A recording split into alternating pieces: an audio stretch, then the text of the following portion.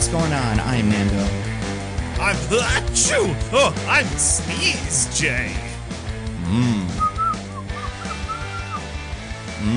This is mostly Nitpicking, a podcast where every week we pick apart a piece of pop culture by looking exclusively at the details. Woohoo! Achoo! Oh man, this week we got a movie. We got another Snow White movie, the new one, not the old one, and not the new one by the Daily Wire that isn't out yet, but maybe will be the new one if you listen to this late.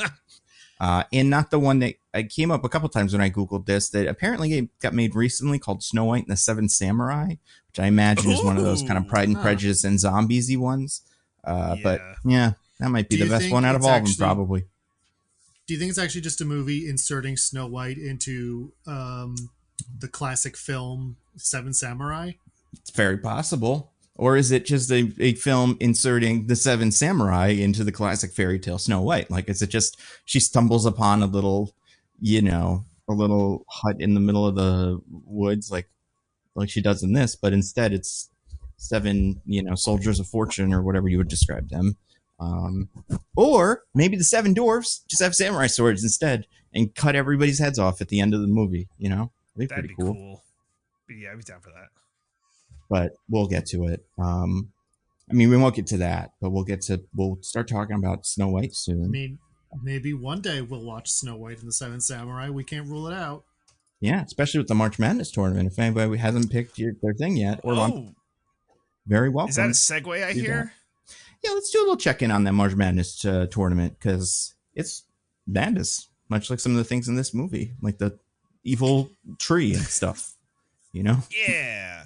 Well, Nando, did you say March Madness? Well, I'm glad you asked. So for those who are several times, who obviously are already in the know, we have our annual March Madness bracket where faithful listeners of our show, and anyone sometimes, I think sometimes random people stumble into this group, can submit two brackets for the men's and women's March Madness tournament. And I don't know if you guys watched any of the games this weekend, but this bracket has been I don't know, are we in school? Because this bracket's pretty chalky. A lot of favorites winning, not a lot of upsets. I don't have the slightest clue what you mean by that. It's fine. That doesn't matter. If you also, you could have done so much. You could have done so much better than that. You could have been like, "Is this March Madness some subpar chocolate? Because it's pretty chalky." Oh God! All right.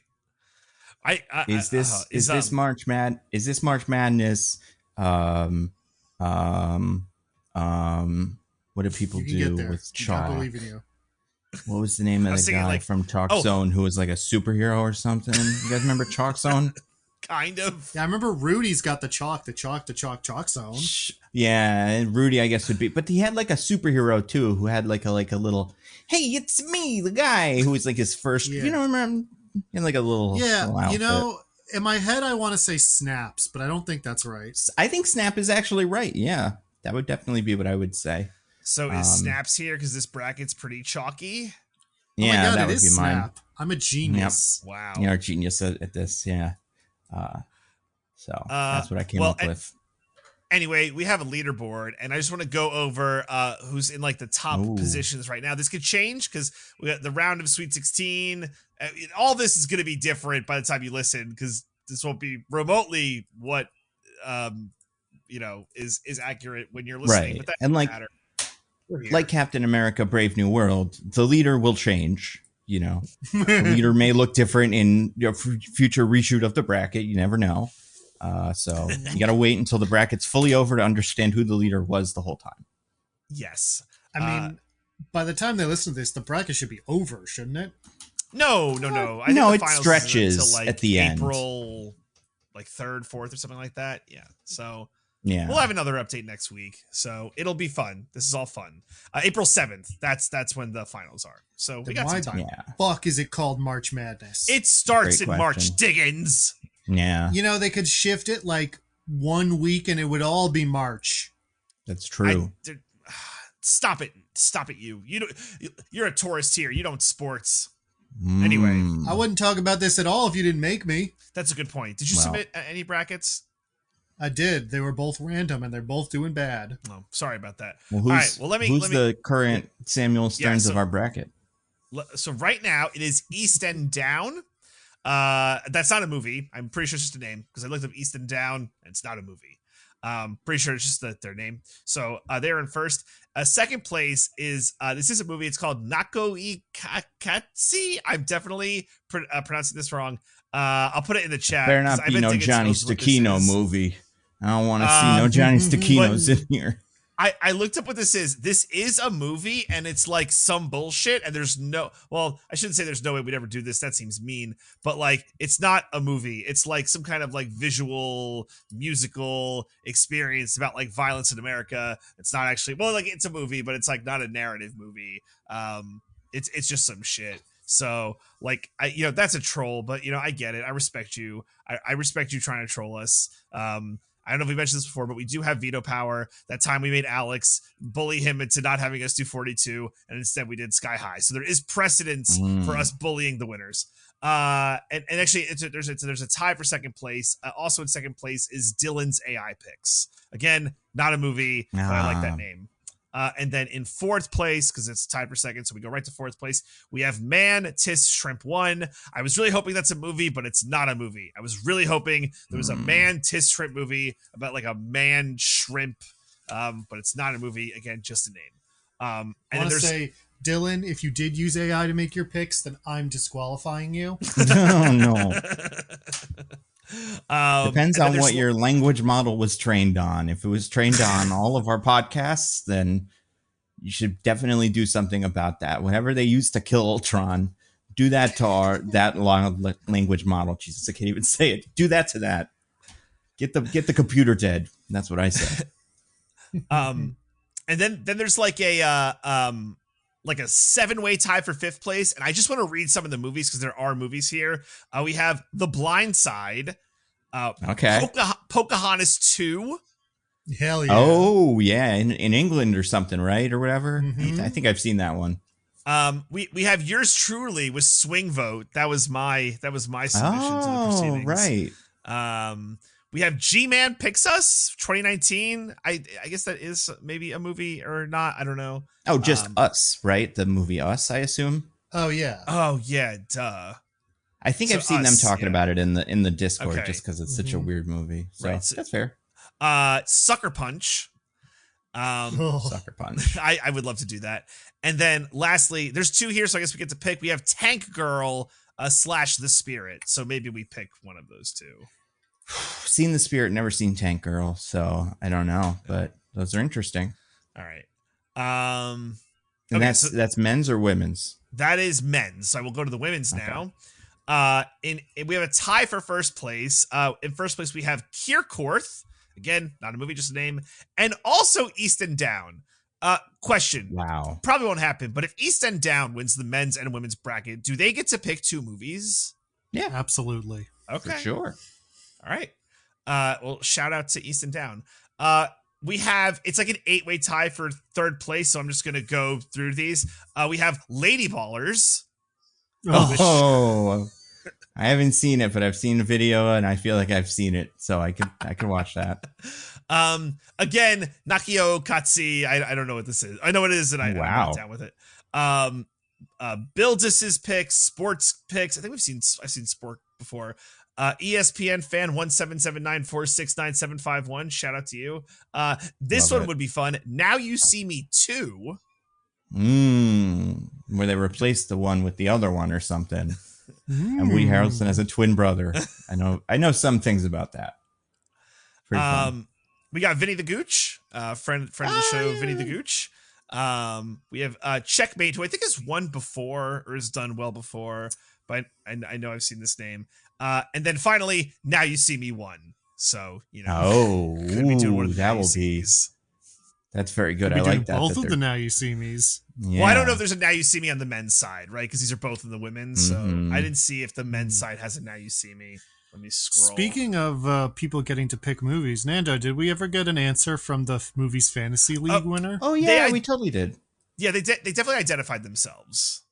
I don't know what the movie selection was. Okay. I think I told them. Let me see. I'll find the chat. I told them pick something better, peasant. They had two, and I said I would tell that you guys tomorrow, and this was last week, so I forgot to do that. So you didn't do that. No, I did not do that. And we would pick which one we wanted to do. Both of them, I would say, are within the realm of like ones we would do. Okay. So we can choose, and obviously we don't have to choose now.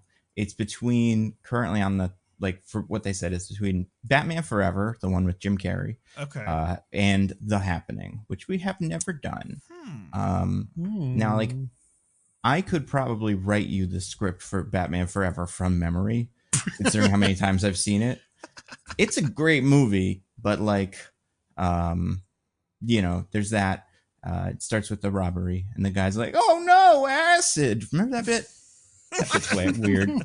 It's like a guy in it. He's like Two-Face is stealing a vault, and he's also filling it with acid. And there's one guy in the vault. Anyway, Happening I've never seen, but you know, obviously is apparently insane. So I feel like I try and gravitate towards that. Yeah, for me, the pull of the Wahlberg is so strong. Yeah, it's got our favorite guy. Yeah, I know. And as someone who's currently watching Temptation Island, I am full Mark Wahlberg pilled. I think Mark Wahlberg is the best. That's true. I finished it. Did you finish it? I did not, but I've heard it's fucking insane.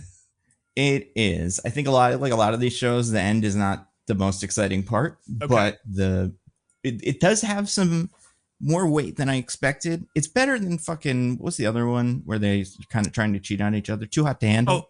Which I'd say has a Yeah, Ultimatum, I guess, is kind of more interesting because it's so chaotic. But I feel like Too Hot to Handle, by the end, everybody kind of knows what they're going to do, and you're just kind of watching that happen. And that I do feel like gets kind of boring, especially because you're supposed to win money, so you have to pretend they're in love. With this, I would say it's a little bit more like tense or satisfying. So, yeah, how far are you? 3 episodes in. So not that far. Oh, okay. Yeah. You call me when you get to episode 5. Okay. Okay. No. It's episode. Well, I mean, there's a couple moments, but episode 6 is the one that I had to show Hannah different moments of specifically. So, yeah. All right. Cool. But yeah, so those are the things to check out for, like, to keep an eye on, those brackets and stuff. And you know, all the seats or seeds and stuff. But speaking of seats, you guys, I'm sure you've all been keeping abreast of the 8-hour chair video. Jesus Christ, we gotta talk about it. So bad. What do you guys think of the 8-hour chair video? Hey, did you guys see when during that 8-hour chair video, it must have been like, I don't know, hour 1.5, they're like, we're gonna make one chair for Paul Rudd a little bit smaller. Did you fucking see that? Although it's an idiot sight gag because you have to make a teeny tiny chair. That's how the Ant-Man sight gag works. Not a chair for like my 2-year-old son. So that's the thing I've chosen to get irrationally angry at. What about you guys? Well, for people that don't know, I mean, obviously this is a cultural phenomenon. Everybody's going to be remembering this years and years in the future.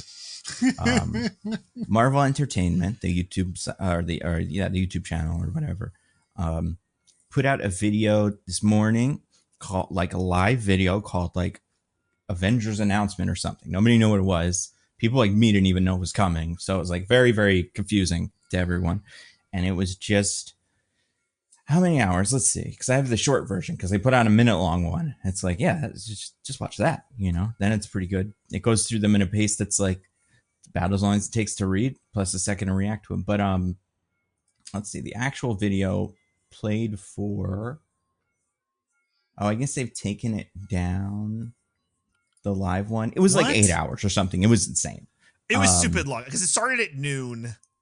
Yeah. It ended at like 5 or something like that. Like, it ended crazy long. And there were people watching it. I don't think they were like pretending that they were like, this is going to be worth you watching 6 hours of everybody. But I think they were just like, we could try this and see if people, you know, notice it. And then, oh wait, they probably didn't take it down. It's probably in the live tab. Yeah, 5.5 hours long. So, I mean, I would say it seems like their plan was to trick people. You know, how tricked could you be after one? Like, I feel like if they had put a big announcement like at, you know, yesterday, like at noon, the video's coming out, you guys. It's gonna be about Avengers, so get ready. But like, it came out of nowhere. So I feel like you turned it, like if you're like me, you turned it on and you went, "Woo, what's this?" And then about 30 seconds later, you started looking in the chat to see what the fuck this was. And then you found some article that explained it. And then you're like, all right, I'm good. And then every couple of hours, you checked in on Twitter or something to see what the next ones were or whatever. But yeah, did either of you guys watch any of this live? Yeah. 0 seconds. I thought it was going to be big, so I'm like, I'm pulling this shit up. And then, like, Wow. I wasn't looking at the chat like Nando. I was like trying to suss out what it was. And like, I wasn't watching it. I had it just on a screen. But like an hour in, I'm like, click off. Like, this is not, we're not doing this. It took you an hour? Well, like, again, I wasn't watching it. I was like glancing over it. No, it's Diggins. This was great. The way the video was, you could look at it, do shit for 12 minutes, look back, see it was the same name, and be like, oh, cool, I'm good. Like, that's how dumb this was. I mean, or genius, It's, you know. like, supremely stupid. Just you wait. Right, no, just you wait until a they're- year later. This is how all movies will announce all their things. This is going to be how they announce who's in fucking Sonic the Hedgehog 4 or something, and it'll be a little chair that says Big the Cat or something, for sure. Do you have a name, Nando, that like they revealed that you're like, wow, I'm actually surprised? Yeah, two. Well, one name and then one kind of concept, but the Nimor actor, I was like, I guess I thought we were done with him. I tried to look this up online, still can't find an answer. But right after that movie came out, Black Panther, the actor was accused of sexual assault or something, and it just kind of went away. And this day and age, like I just cannot figure out what's true about any, like. If someone shares an article with me 3 years ago, let's say 5 years ago, it's like, this is what happened. And I'd be like, oh, okay. But now it's like, all right, but what did they think about this person, this person, this person? Also, it doesn't help that this actor, a lot of the articles are not in like, English speaking. Like I don't speak Spanish natively, so I don't understand all the nuance of them. So I have no idea. Sure. But I guess he's cool now, or at least, we forgot enough. Or he's Hollywood cool, which is nobody cared enough for studios to stop hiring him. See, that's the thing, though. It's like, but who gives? Not like who gives a shit, but like, I guarantee out of all of the names on these chairs, he's the one that the most people probably had to Google. Just be like, who's that? I don't remember. Is that someone from one of the other ones? Compared to like Paul Rudd and stuff. So like, I don't see this guy being a get. Yeah, I get that. And I feel like if they went through all the lists and like looked up all the people and stuff and they found out that he just didn't do what they said, then yeah, I guess, keep him. But just a weirdly hard to sort that out. So him, and then all this stuff at the end. I was also surprised to see what's his name before we get to the end stuff. Lewis Pullman. Jonathan Majors. Yeah, right. I was wondering where his was. But Lewis Pullman is playing the Sentry in the Thunderbolts movie. Yeah. So I assume that means he lives. But then I'm like, but then maybe it's just a flashback or something. And like, it's pretty hard to kill the Sentry, even if you totally do. Like, he could just kind of come back. So that's not that exciting. Right. Like, it doesn't fully spoil the end of that movie. But that did surprise me. What about you guys? Diggins, having known all the chairs, which chair was your most excited chair? My most excited chair would have to be Steve Buscemi as Nikita Khrushchev. Oh my God, I would die. And then you know what? It could be a period piece or something, like, especially because those X-Men movies, we've definitely seen Stalin in one of them, like I think the one with the Hellfire Society, the one from the 60s, I'm pretty sure we saw like Stalin doing something. So I'm pretty sure Stalin was dead by the 60s, but we would have seen Khrushchev. Yeah. But maybe like historical bits or something, because there's all the flashbacks and stuff. Remember one of them, you go through a big tube in the beginning of it? Yeah, in the beginning of those X-Men movies, because they could never figure out something interesting. So it was always just like going through a little subway. And in one of them, they go through the subway of history. And at one point, it's just Nazi stuff. Like there's a crazy subway station, but now it's like there's a lot of subway stations like that. But yeah, I would love that. Steve Buscemi's never been in one of these. Isn't that interesting? Yeah. Makes you think. Still time. Maybe that was accurate information. Yeah. Maybe. What about you, DJ? Who's your favorite one to see? I had one that is like, I guess for my surprise purposes, Alan Cumming. That one was surprising to me because, like, and he was. I know he played. Yeah, he was Nightcrawler, but like he was Nightcrawler many moons ago. Probably like 13, at this point, like a different something person. like that years ago. No more, like 20. Right? Like, excuse me, you're right. 23 years ago. Yep. Yeah, because so, X-Men like, 2 comes out in 2003, I think, or 2002. One of those. So it's like, yeah, he's older than the person playing his mom. so That's like true. Really, like he's gonna come back and do this shit. I just like, all right, man. I mean, like Ian McKellen, he's just already old, so it's just that could be old stretched, right? But yeah. And in the comics now, what's his name is in a wheelchair, so I wouldn't be surprised if maybe we're kind of getting towards that. Magneto is in like, he's just so old that I don't know if that's why he's in the wheelchair, but like maybe they just put him in a wheelchair, have him sit down the whole time. That's what they do with all the other characters in these movies anyway. Like, yeah, he's been in that for a while. Well, that's the thing that's funny about it is Professor X is walking about and stuff because he keeps getting resurrected. But Alan Cumming, I mean, it's so weird that the ones that they picked, right? Because like for people that didn't see the list, I'm gonna read the list in the order it was revealed. DJ, remember who was first?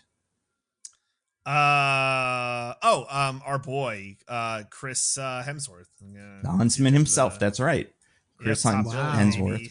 Yep. I'm not going to make you guess all of them. Then Vanessa Kirby. So that's your first Fantastic Four of them. Anthony Mackie from Ant-Man. Sebastian Stan. He was not an Ant-Man. Letitia Wright, the Black Panther herself, also not an Ant-Man. Paul Rudd in the first Ant-Man movie. And then a bunch of people that weren't in Ant-Man. So we'll just skip. Well, no, we'll say them. Wyatt Russell, what is his name? John Walker. John Walker. Yeah. Tenoch Maya. I'd never seen that third name on his name before, so I don't know if that's new. But Namor himself.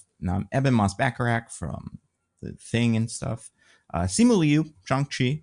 So haven't really seen him in a while. Florence Pugh from the Black Widows and stuff. Then you get Kelsey Grammer, but Kelsey Grammer was also in The Marvels, so that's not that exciting.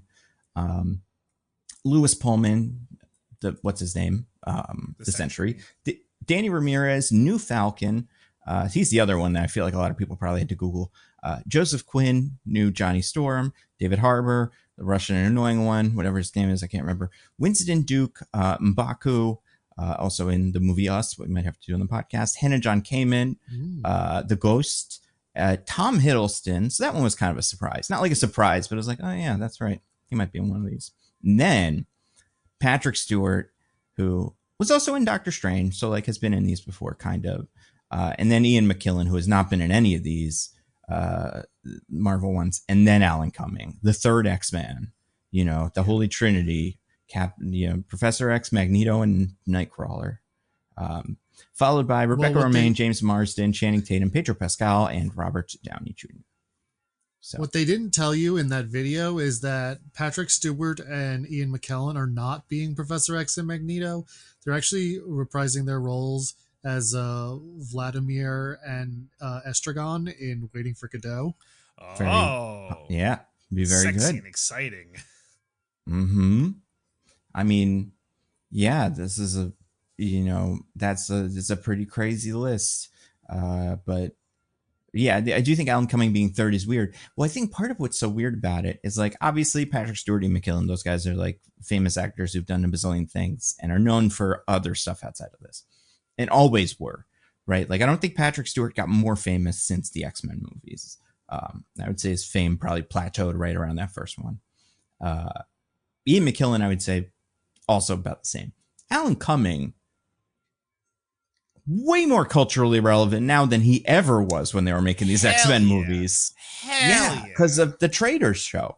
And then James Marsden, way more culturally relevant now than he ever was when they were making those movies because of Sonic the Hedgehog and that Jury Duty show.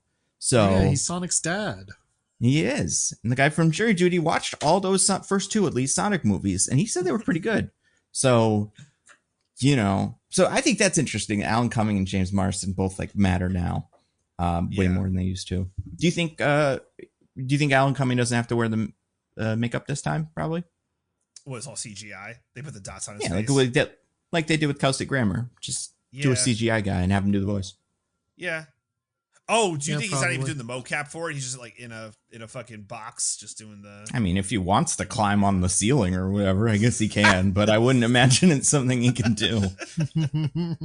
Like they'll probably have him on set for a day or so, and he's like walking around. But besides like teleporting and shit, he's also, I imagine, got a lot of like sword fighting and other shit like that to do. So I hope he doesn't have to learn how to do that.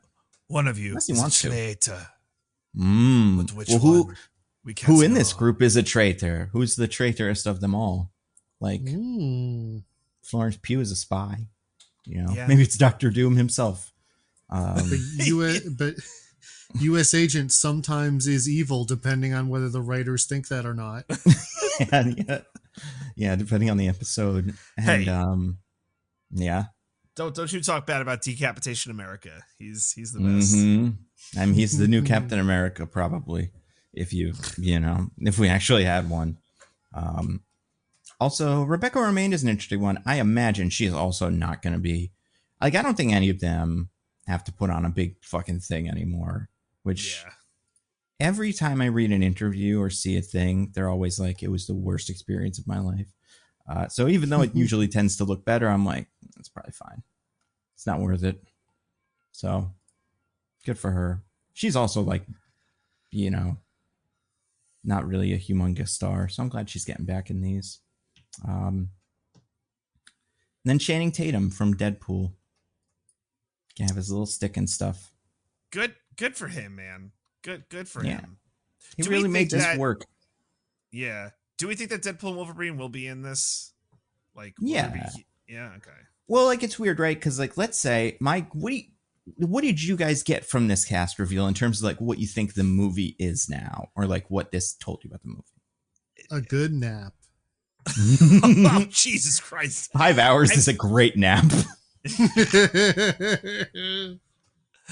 I mean, like, it's okay. It's like, oh, we got your X-Men, we got your Fantastic Four, and we have all of your, like, current Avengers who've still, like, hung around and made it, right? Yeah. So, like, ignoring a couple of them that you'd be like, where's Brie Larson and where's the Hulk Jeremy and Renner? stuff. Yeah, where's either of the Hawkeyes, but I think we also saw that this isn't the entire cast. There are other people that are going to be in I'm it. sure, right? They have to sit on everybody's lap or the floor because they didn't get a chair. There's only so much space. Not made of chairs over there at Marvel. Come on. It is what makes this like a little silly that like it's a half of a reveal, right? It's not a full reveal at all. So yeah, I'm imagining part of my guess at this is maybe these guys are filming something outside, so they're like, people are going to see them anyway. We might as well put something out. And also, like, most of these are people that would be that shocking. Like, the first half of the list is basically who I would guess is in it.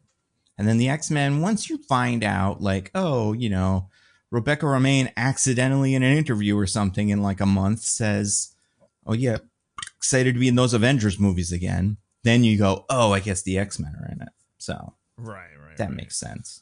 Really makes you think. Does make you think, doesn't it? But yeah, it's great. Now I feel like we're probably, this means this movie is probably going to be Avengers versus X-Men, but they just didn't want to call it that. I imagine the way this is going to play out is the X-Men universe and our universe will be the last two universes or something. And by our universe, I mean the one that, the Marvel MCU one.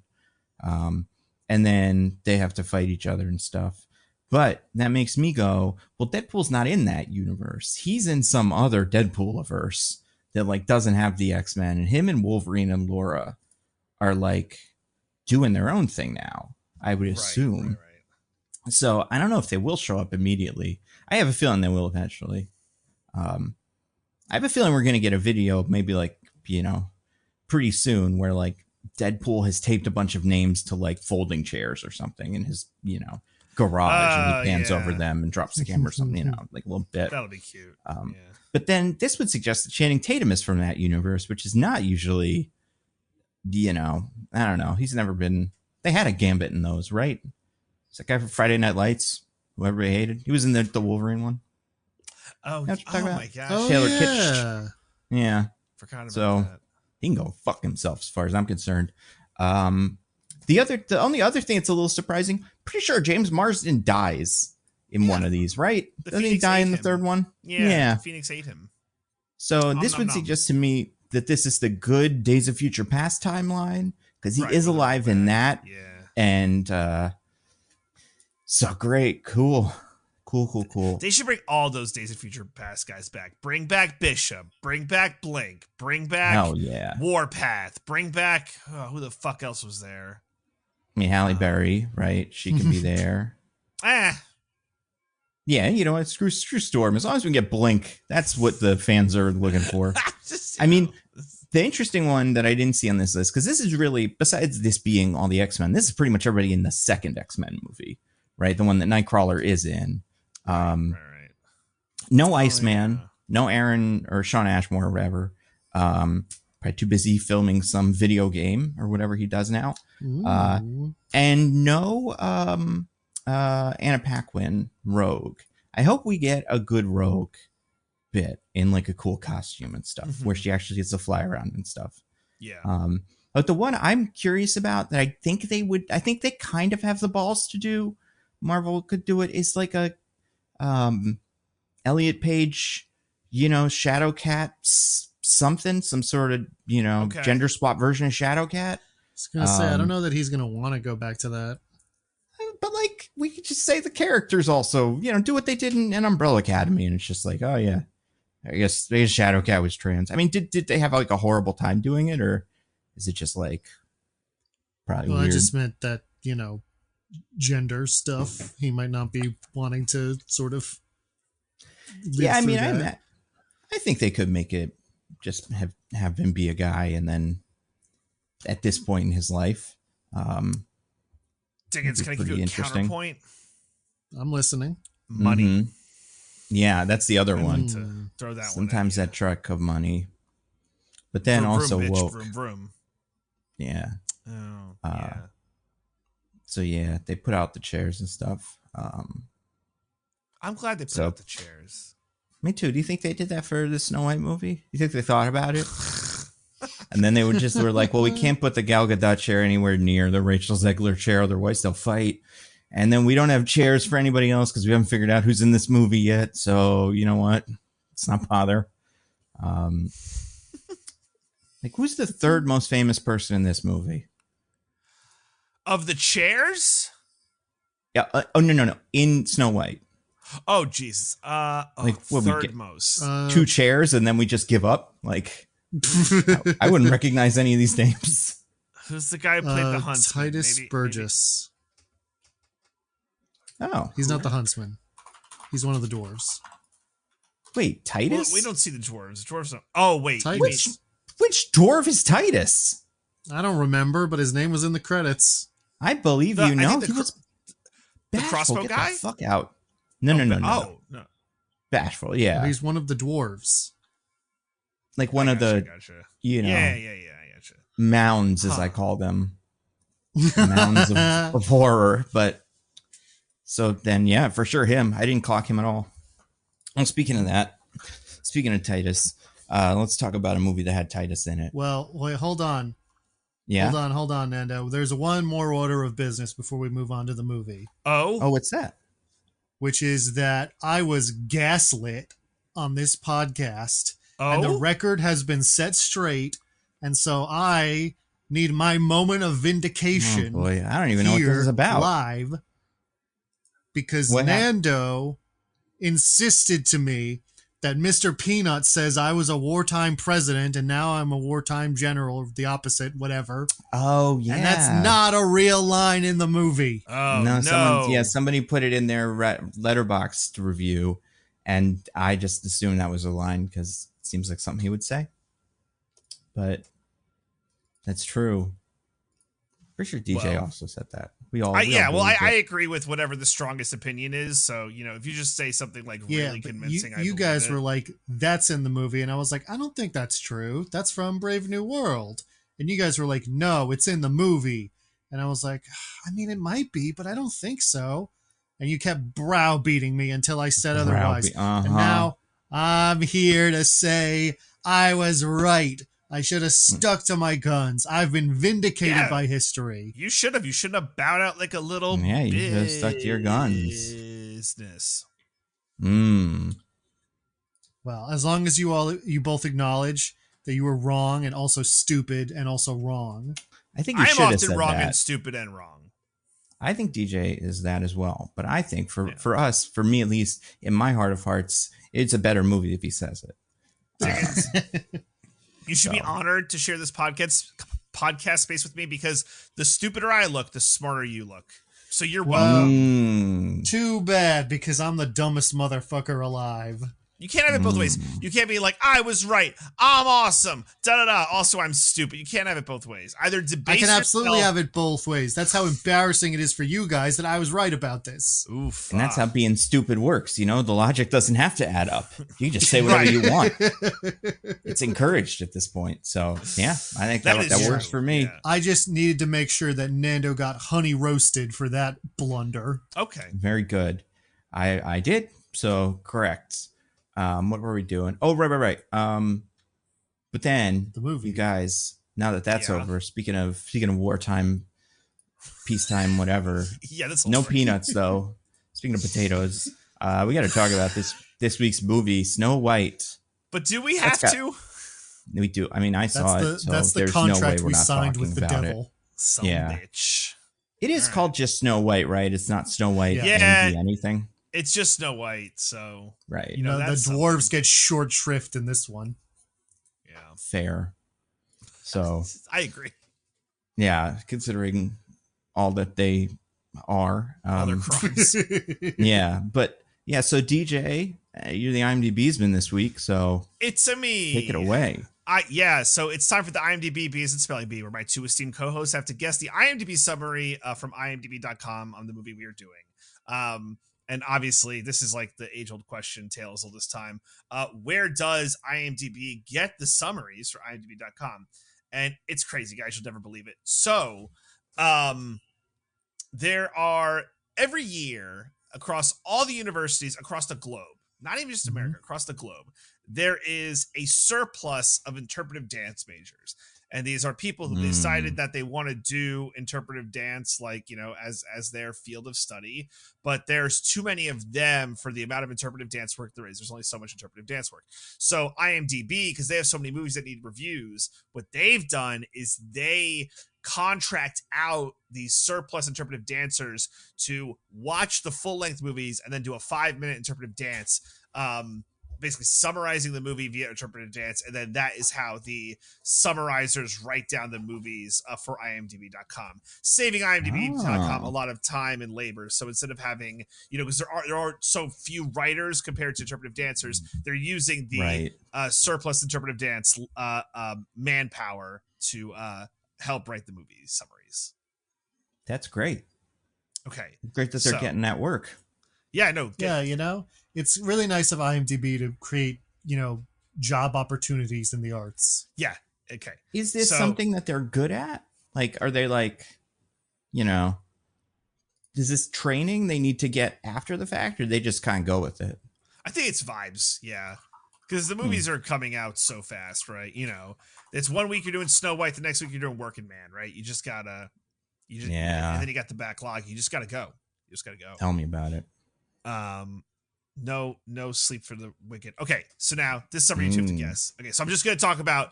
I need to talk about this summary, like, so forget the interpretive dance part. Okay, so this summary for IMDb.com, it is objectively incorrect. So I'm gonna try and help you guys get to a point where you could guess the summary to a passable standard. So my guess is this summary. Someone went into the person who had to write this went in to see Snow White. They fell asleep for most of the movie.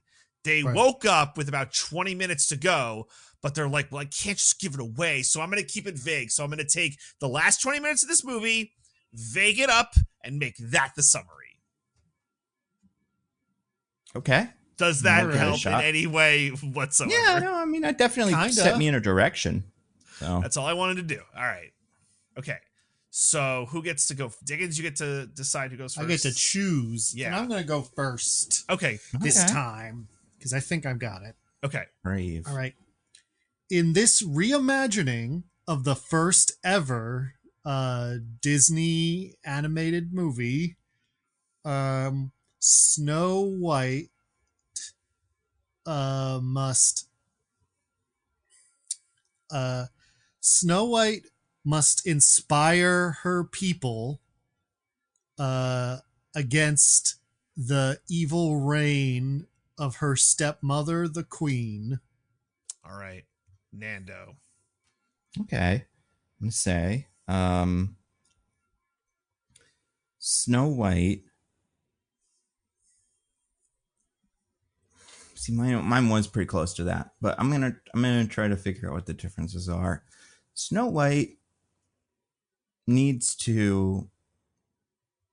You know what? Let's go back a second. After the evil queen takes over her village or country, whatever it is, let's say country. Village. Village is too small. City. It's more of a something else. I don't know.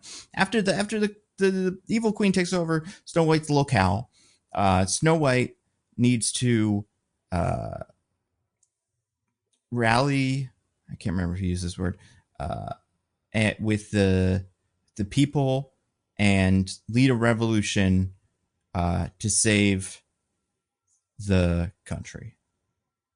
Okay. Yeah, I don't know that. Neither of you were even kind of close. Damn. I mean, I think we So, both did a I good told- job of what was asked of us, or like when Yeah. Diggins said his I thing, think I we was like, both yeah, did that's a what I was decent going to job say. of vaguely summarizing the last 20 minutes of the movie. Except I said, but also wrong. It's the summary Oh. is wrong. I thought what was wrong about it was that it was only the last 20 minutes. That yeah, Okay, yeah, no, all right. I So thought I'm that as sorry. well. It is only the last 20 minutes, and it is incorrect. Well, that's just an impossible ask. Well, do you guys want another crack In this at it? 'Cause movie, Snow White leads a race of dinosaur men Yeah. to defeat the evil jellyfish that have taken over the land. No, what do the you want evil from me? queen is an army of citizens to fight Snow White, the big tall lady from Wonder Woman. And then, do you guys want another crack yeah. at it? I mean, do you have any trivia or anything like Or do- that? No, I got plans. All right, so I'm gonna read this. Because while we're here, and then I got I can't plans. even imagine what it is. A princess joins forces with 7 dwarves to liberate her kingdom from her cruel stepmother, the evil queen. I don't think we were as far off as you said. Yeah, But like you guys had mentioned dwarves. You guys didn't mention focused the on dwarves. the people. It's not about the people. I Yeah. said stepmother and queen. Yeah, dwarves but are people, as far as I'm concerned. Yeah, I guess that's something yeah, that you the- guys Yeah, don't you know, believe. maybe you don't but- think that. Yeah, DJ, I but believe it. To Nando and I, we see all humanoids as equal. Here's what I want to do. I want you guys to try and give me the IMDb summary for Snow White and the 7 Dwarfs 1937. And I will say this, it's pretty good. Like it's a very solid summary for the original Snow White. Like I think this is actually the interpretive dancer nailed it, the writer nailed it. Like I think it's a good summary. Does it feel like it was written today or like 100 years ago? Whatever. You know, like, is it? It's a good question, right? Because it's like it's not like ye old, but like I think there's like one phrasing in there that it's like shit. Maybe this was written in 1937, but like Okay. I I think in terms of like sentence structure, it's like yeah, it's kind of like today. But there's like Yeah. one phrase in there. It's like I don't know about that. Like maybe it was written like the 50s or something. Let's split the Mhm. difference. So all right, I want you guys to take a crack at this. Okay. Okay. I'm gonna go first again. Yep.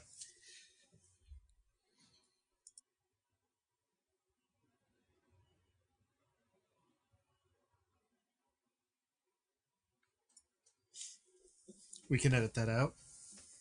What? Nothing happened. Yeah, that's true. Exactly, DJ.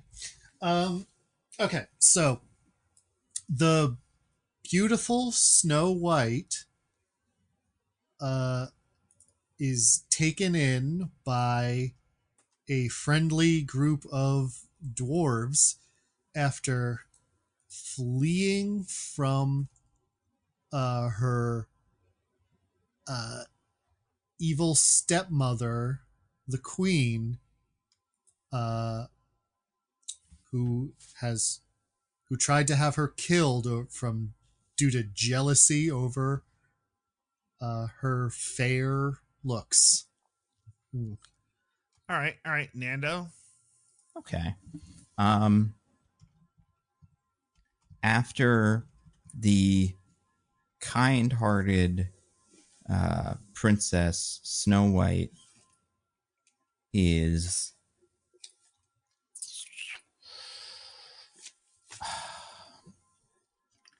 I don't want to say she's not left for dead, but after the kind-hearted Snow White escapes the grasp of the evil queen, she falls in with a merry band of dwarves and finds true love to save her kingdom. Something like that. All right. I think I have a winner, but trivia has become like a really fun thing, so I want to do some quick trivia. Sure. If it's okay with you guys. And Of course. it's gonna be your guys' favorite. It's Disney princess trivia. What Oh, more could you historically a great topic. And we know which Who ones die and died? don't die. Yeah. Yeah, who was murdered the most? No, I have better trivia. Let me just get it here. Okay. All right. So obviously, Snow White was the first Disney princess coming from the first animated movie, 1937. I want you guys to tell me. So there's 13 official Disney princesses. I want you two to give me the longest gap in terms of number of years between Disney princesses, and then like bonus points if you could give me the Disney princesses that make up that gap. Okay. Like You the said there's how many? official 13? Disney list of princesses. I'm trying to make a little list right now. Okay. Well, I think Diggins gets to decide if he wants to go first or, I think I have an answer I can give. Okay. I'm gonna say the gap is like 28 years, Okay. and the two princesses involved are Aurora, the Sleeping Beauty, and Ariel, the Little Mermaid. Okay.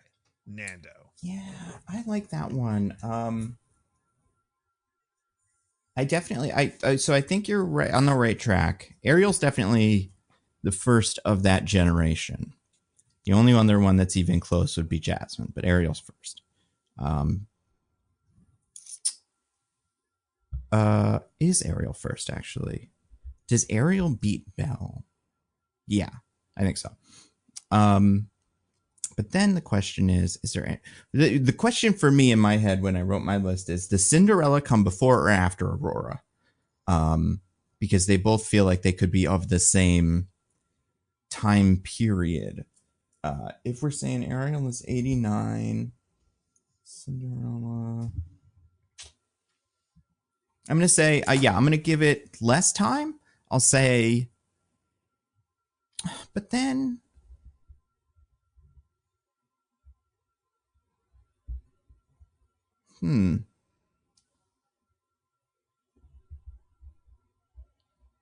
But then because you ask this question, would that suggest that the time between Snow White and the next one is the longest? Because otherwise, why would it be on this IMDb page? But Oh, it's I not. thought- No, I'm sorry. This is not. This is like totally. This is Princess Trivia pulled from elsewhere. Oh, okay. It is This is not its on own this thing. No. Gotcha. Yeah. I got this elsewhere. Yeah. Okay. Then yeah, I'm gonna say I don't know. I'm gonna say Cinderella Ariel, and I'm gonna say 19 years. Okay. Very good. I'm gonna wait. I'm gonna wait to reveal it. I got one more, so I think it's interesting, and then we'll move on. Of the 13 princesses, I want you to just give me the number. You don't have to name them all, but give me the number of Disney princesses who their name appears in the title of the movie they are in. I'll give you a free one, Snow White. So that's one. It has to be their name, not like a title. Yeah, their name is in the movie. Yes. And how many did you say there were? How many princesses 13 total? princesses in 13. total. Okay.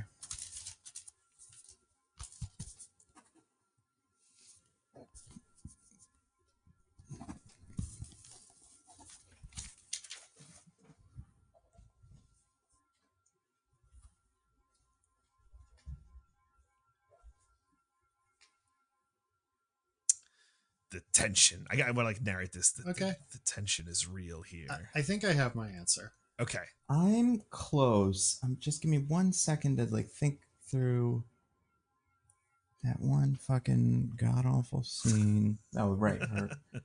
I have one. I have an answer as well. All right. You guys want to give me your I answers? think there's a good chance our answers will be the same. So should we try to both text them to you or say them at the same time or whatever? I don't know. How you want to do this, Diggins? Who goes first? I'll just say mine first because you were writing things down. You have an answer. Yep. My answer was 4. Okay. Oh, I'm taking the over. 7. Wait. Sorry. What number am I giving you? The number of princesses whose names are in the title. Names are in the title. Oh, okay. Yeah. I'm still taking the over. It's 6. No. Wait, 13 minus Well, there's 7. 13, Yes. so if you thought there were 7 without, then it would be 6 with. It is 6. Yeah. 6. All right. Nando, it is 6. Unfortunately, it is 6. It's Moana, Mulan, Snow White and the Seven Dwarves, Pocahontas, Pocahontas. Cinderella, and Raya and the Last Dragon. Oh shit! I forgot about her. Interesting, but not Meg because she's too sexual. We all care about that. Also, her name's not in the movie. I know, Wait, but what I do you just have to bring this up every time because it's stupid. I see. So Also, Nando, we're not counting Belle, right? Belle and Beauty and the Beast. No, because it's Beauty and the Beast. Yeah, Well, yeah, she's Well, the but her beauty. name Sleeping means Beauty beauty. count. right. Her name, Yeah. her name means beauty. I'm not saying maybe it's in that other language, but I'm not saying what language it's in. You know, I need But 6 anyway. eggs. exactly. Well, Nando, despite that impressive victory with that question, it was not enough to overcome the fact that Diggins did, in fact, win this one.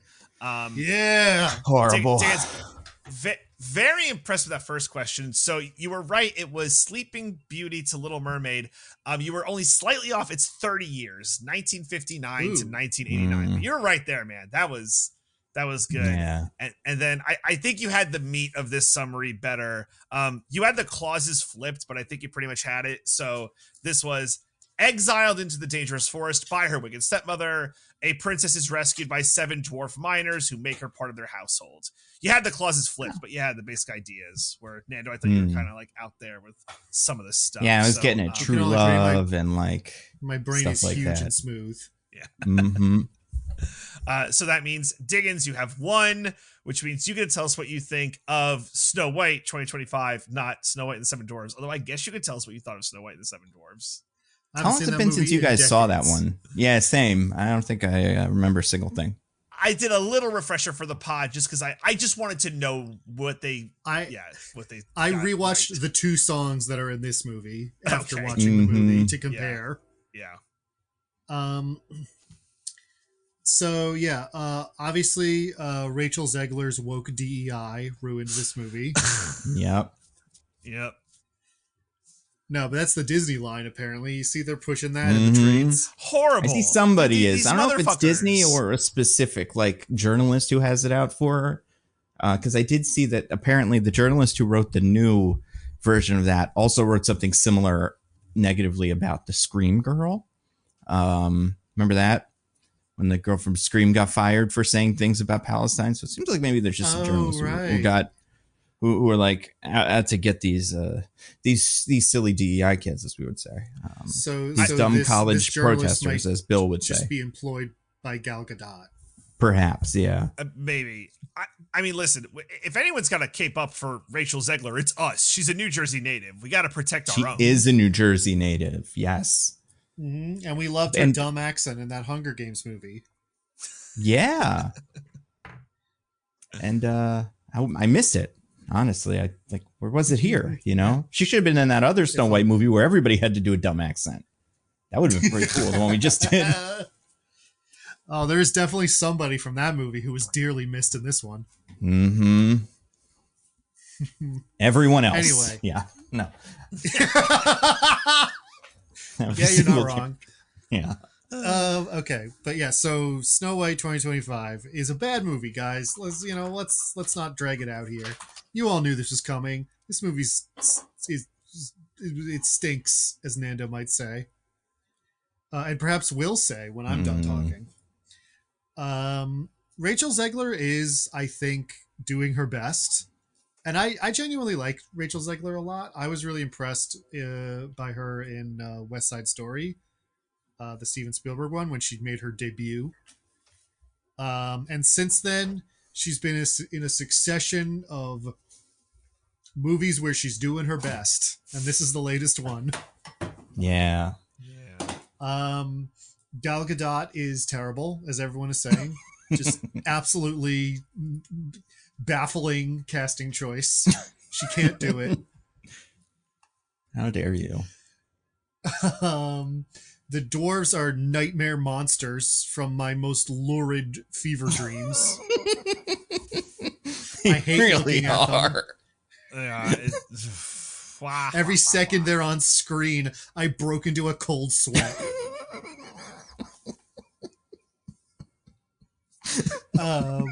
And yet, none of that is my least favorite part of this movie. What could that possibly be? What else is there to hate? Guys, yeah, they tried is such a key phrase here, to flesh out the love interest in this movie, and it fucking sucks. I hate that guy so much. Yeah. It's not good. It's not good. It's not great, Bob. No, not great. We're going to get to his fucking song, and I'm going to need to stop this podcast for half an hour to talk about how much that song sucks. Wait, which song was his song?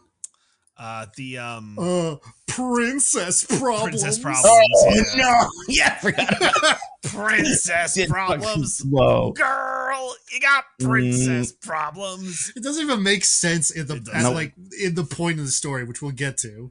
Yeah.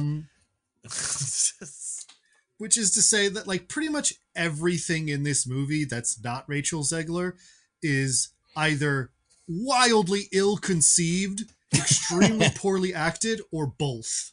Mm-hmm. Yeah. And just all the attempts to make the story more realistic, not realistic per se, but make more sense, be more like logically coherent and not like a fairy tale like the original is an impulse I understand, especially if you're doing a live action version, which feels more beholden to reality than a cartoon, but is an extremely poor impulse and is perhaps the reason why you shouldn't make a live action version of this movie. Mm-mm. So yeah, I think it's really bad. I didn't like nearly anything about it other than Rachel Zegler. The production design is mostly really bad. The fact that gems and diamonds exist is so important, and they look like they were scooped out of the bargain bin at a Party City. Yeah. They're like plastic. And there's terrible. that one bit where the queen's, because the queen has gems on her outfit, right? And like there's one bit where she has them on the, like they're like a, what would you call it? Like a collar, I guess, but like one of those long collars that, like, you know, the evil pink cat from Dragon Ball Z wears. I don't know what the name for those. You know what I'm talking about? I got you. There's probably a technical term for that. The Gal Gadot wears it in the last bits of the movie, and I'm like, there's this weird gap because it doesn't fit right, and then you see it from behind and it fits right behind. I'm like, what the fuck were they doing? Like, could they not have turned it around? Like, it just, yeah, some of that looks real weird. Yeah, not and good. Rachel Zegler looks like she's wearing a dress also from Party City. Mm-hmm. Oh my god! When she's in the actual Snow White getup, it's terrible. Yeah. So just like a complete misfire in nearly every possible way. Don't watch this movie. It's bad. Even by the standards of Disney remakes, which are already rock bottom, this is a bad one. Yeah. So what about you, Nando? What did you think of Snow White 2025? You know, most of that stuff, as you said, is true. Like, I agree with all of that, especially like DJ was saying, Rachel Zegler being from New Jersey, because, and I didn't realize this, she's not just from New Jersey, she's from Clifton and was born in, I assume, Hackensack Hospital, because she's born in Hackensack, New Jersey. Yeah, boy. But yeah, so like one of our greatest New Jerseyans. Yeah. Her and Zoe, man. The Saldana, like we got a lot of good, not young, because Zoe Saldana is probably older than we are, but like fresh talent, you know, in Hollywood from Jersey. And Latina talent, apparently. That too, yeah. I guess not Colombian, because, okay, so Rachel Zegler, I had looked this up, Colombian and Polish. Zoe Saldana, even though she was in a movie called Colombiana, not Colombian. So just something that I think is interesting. No, she's a Dominican, fact. I believe, right? That's correct, yeah. But either way, so yeah, I support Rachel Zegler. For that reason, we've done so many, not so many, but we did the Shazam movie she's in that we didn't really like on the podcast. We did the Hunger Games movie she's in, which, like, I don't think I didn't have as many problems with it. It's okay. DJ hated it. Dog shit. That was weird. That's the origin of dog shit, I think. Yeah. Dog shit. Yeah. So that's her. And yeah, she's doing her best. She's doing fine. Like, her singing is fine. Her acting is fine. I do think there's something interesting about this live action Disney remake, because, like, there's something about the idea of them that does kind of always strike me as weird when you do, like, Mulan or Beauty and the Beast, for sure. Because it's like, we have a pretty recent version of that. Like, the Beauty and the Beast movie is perfect, has no flaws, from like the 90s. So doing it again, stupid. And like Lilo and Stitch, another great example of this. But I remember when they did Cinderella, and then when they did Jungle Book, those first two, or like some of the original two, and kind of Maleficent, although Maleficent isn't exactly that. But like, those were like takes on the other ones, and like they kind of had a shot at, like, let's, you know, tweak some of the bits of the story that didn't fully work in the original, get rid of these characters that nobody likes, and like try again and make something different. So that, I think, is the case that should be for these, where it's like, we want to make a live action one. It's like, let's do an older one that's kind of a little out of touch, and then give it another shot. And it seems like what happened here. I would say Cinderella and Jungle Book are probably the most successful of these remakes. Oh, absolutely. Oh, yeah. They're the only two I watch, like, or like, you could convince me to just sit down and watch without being like, you know, it's better than you'd expect. Like, as I'm sure you could be like, oh, you know, Little Mermaid one's okay, and like the Lion King one's got some good singing in it or whatever. But yeah, those are the only two that I think on their own good movies. Unless there's one I'm forgetting. But Pete's Dragon, obviously. Oh yeah, no, people say that one's good. I gotta watch that one of these days. But this one is but yeah, so, and this movie does take a lot of swings in terms of recontextualizing certain characters, adding some characters, playing around with, like, I don't know, themes. I don't remember honestly how the original Snow White ends, so I can't say. Insane. Ends insane. Okay, yeah, I bet. But like, it does seem like this movie is a weird, like, Frankenstein monster, where halfway through production of this, they pulled the handbrake on that and then went, no, actually, let's do the same movie again, because there's you got both elements of it.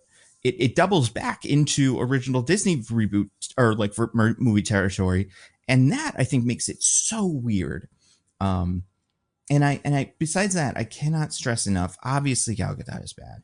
I don't know, you know, I don't think she's terrible. I don't think it's a terrible performance. She cannot sing, and that was truly like I was thrilled get to her to hear number. it because of what they did with it. But like as much as that was, you know, pretty bizarre, I'll say the dwarves look bad, but Grumpy looks the worst, and he's got the most shit to do. Disagree.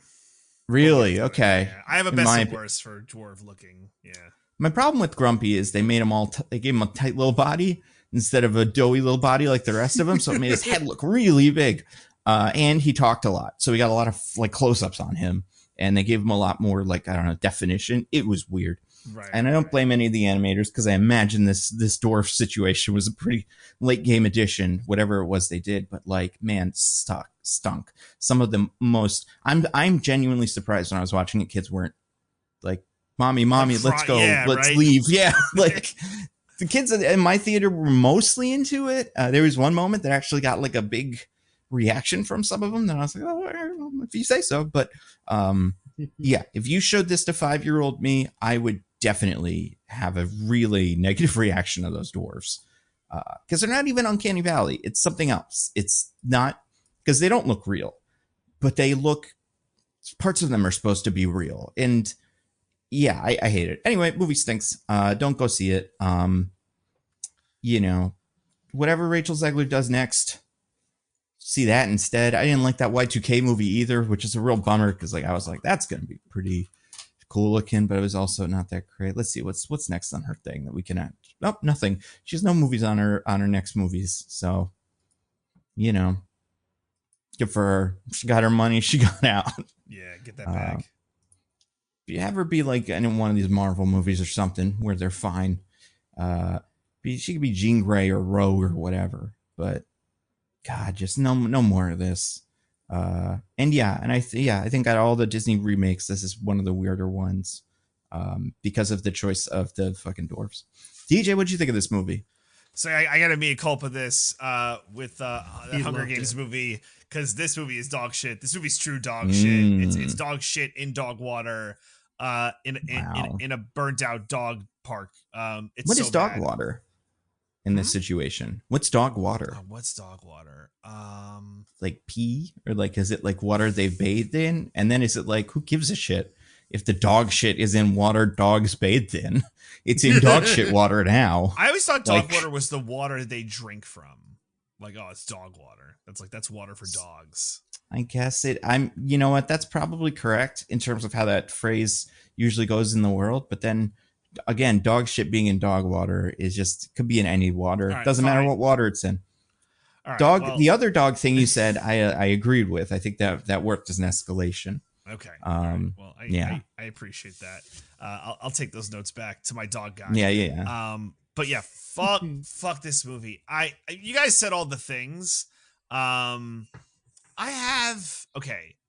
worst dwarf was Dopey because I thought Dopey looked like horrifying.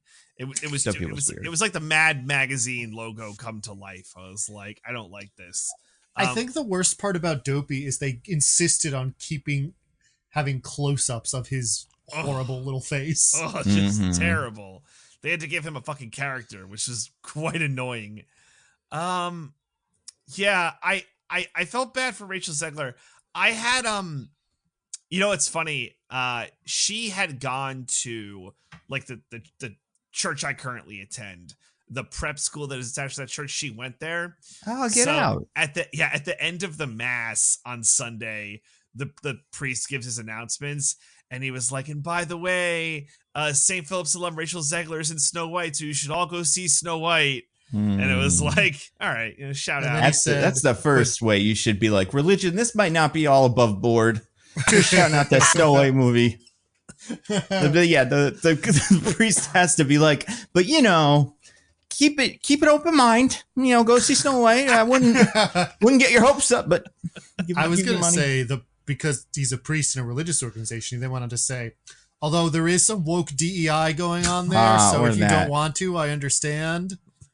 You know, it's only because the alum status that we're even considering it.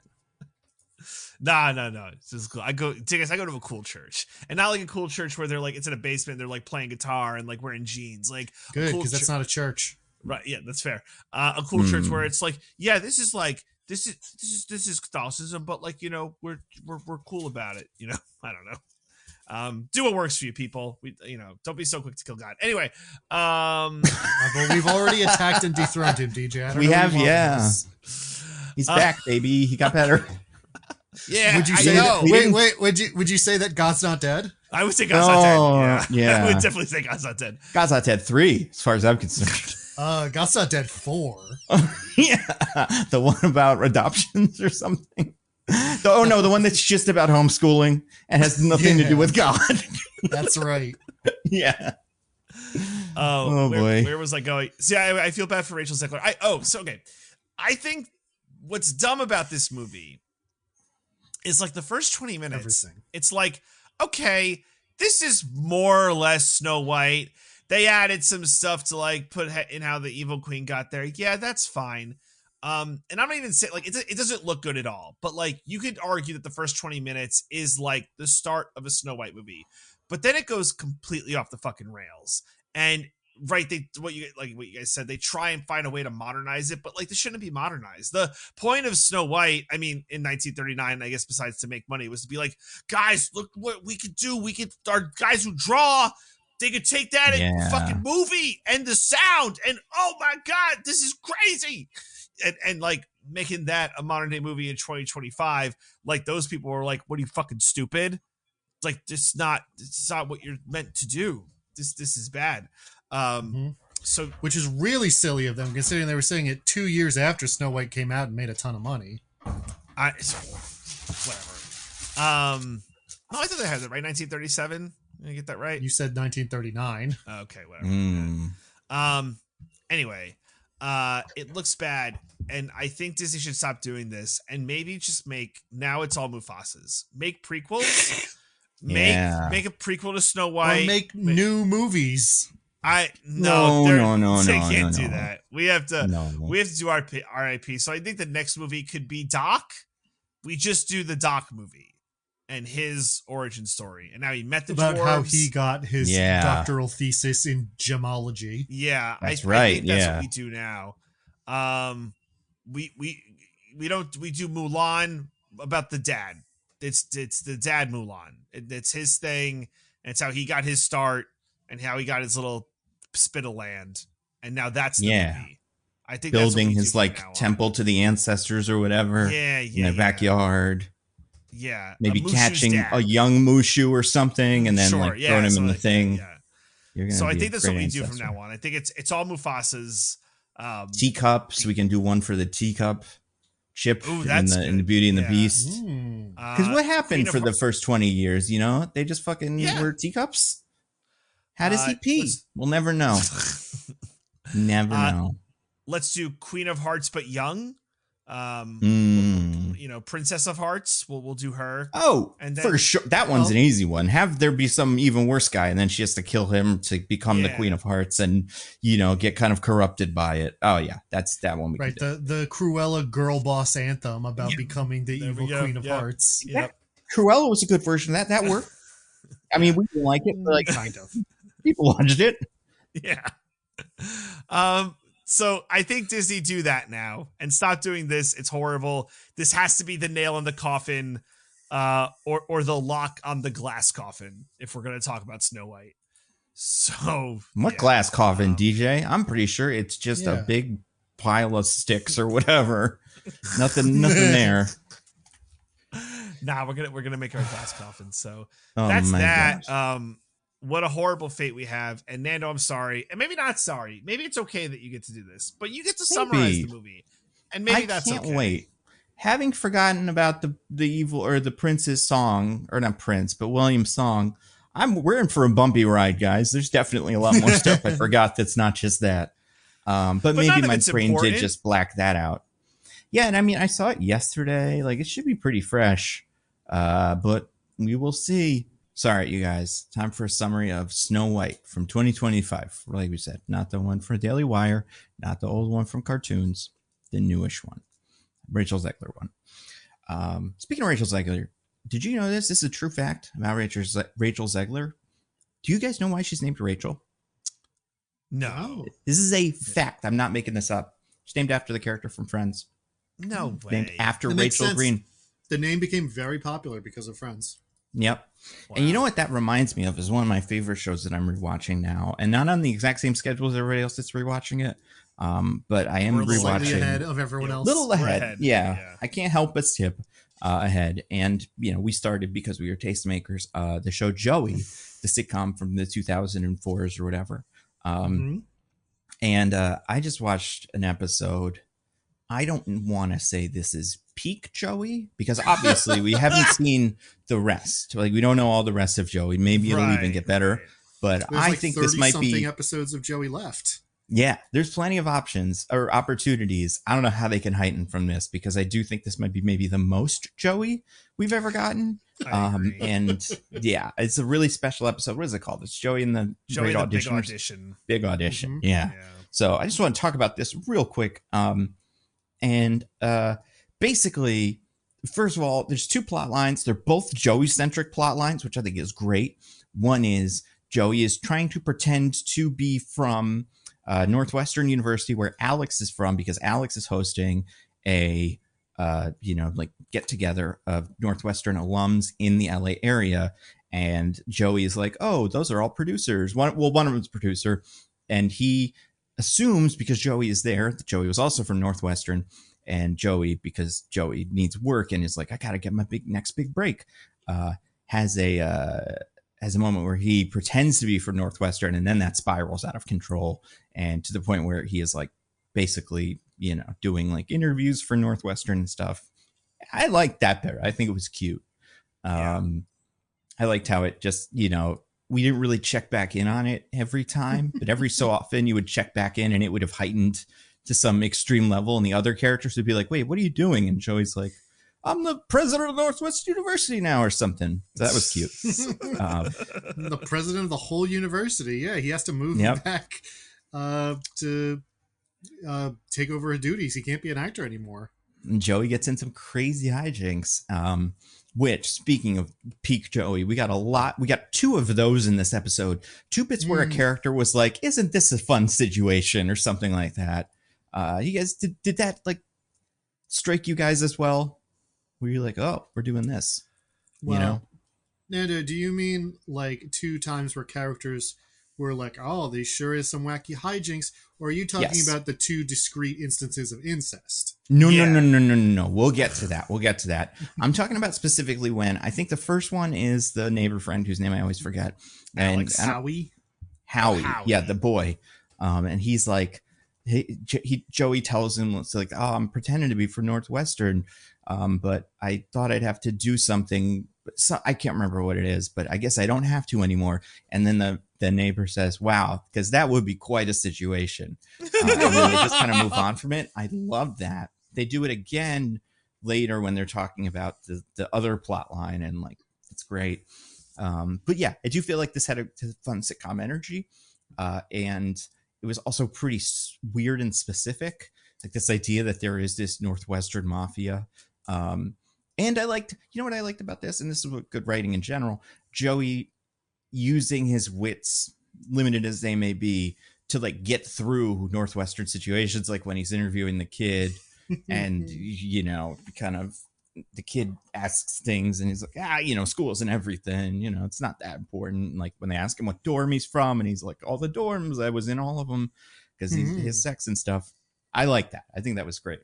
I can't remember if it ended with him getting caught or just pretending the other guy wasn't from Northwestern. Was that the end of that bit, or did he ever actually have to fess up? Okay. He never actually fesses up. He gets caught in the lie, but pretends the other guy is faking and then runs away. Loved it. Yeah. Classic and Joey. that's perfect sitcom. The other plot line, and this is why I think it's peak Joey, besides having two Joey plot lines, because like Michael's there, the other characters are like around. Michael's dealing this episode. He's kind of like watching all of this stuff happen from a distance and going, that's weird. He's a passive participant. He just kind of like has lines. He has no actual role in the plot at all. Yeah. In the beginning, when his bit is like, he's wearing a lot of cologne, isn't he? I'm like, is that what we're gonna do with him for the whole episode? Yeah, right. But it's not. But Joey in the beginning is like, you guys, I used to have it easy in New York because I was Dr. Draco Moray from Days of Our Lives. Everybody knew me. Now it's been long enough that I don't have that anymore. Like, I need to get in my next big role. The one funny, well, not one funny, but one funny bit here early is that they have that be like, Joey's like, I'm just having so much trouble picking up women. It's so much harder because I'm not a huge famous star. They go through all this. Oh, you got to get a role. You got to, go yell at your agent.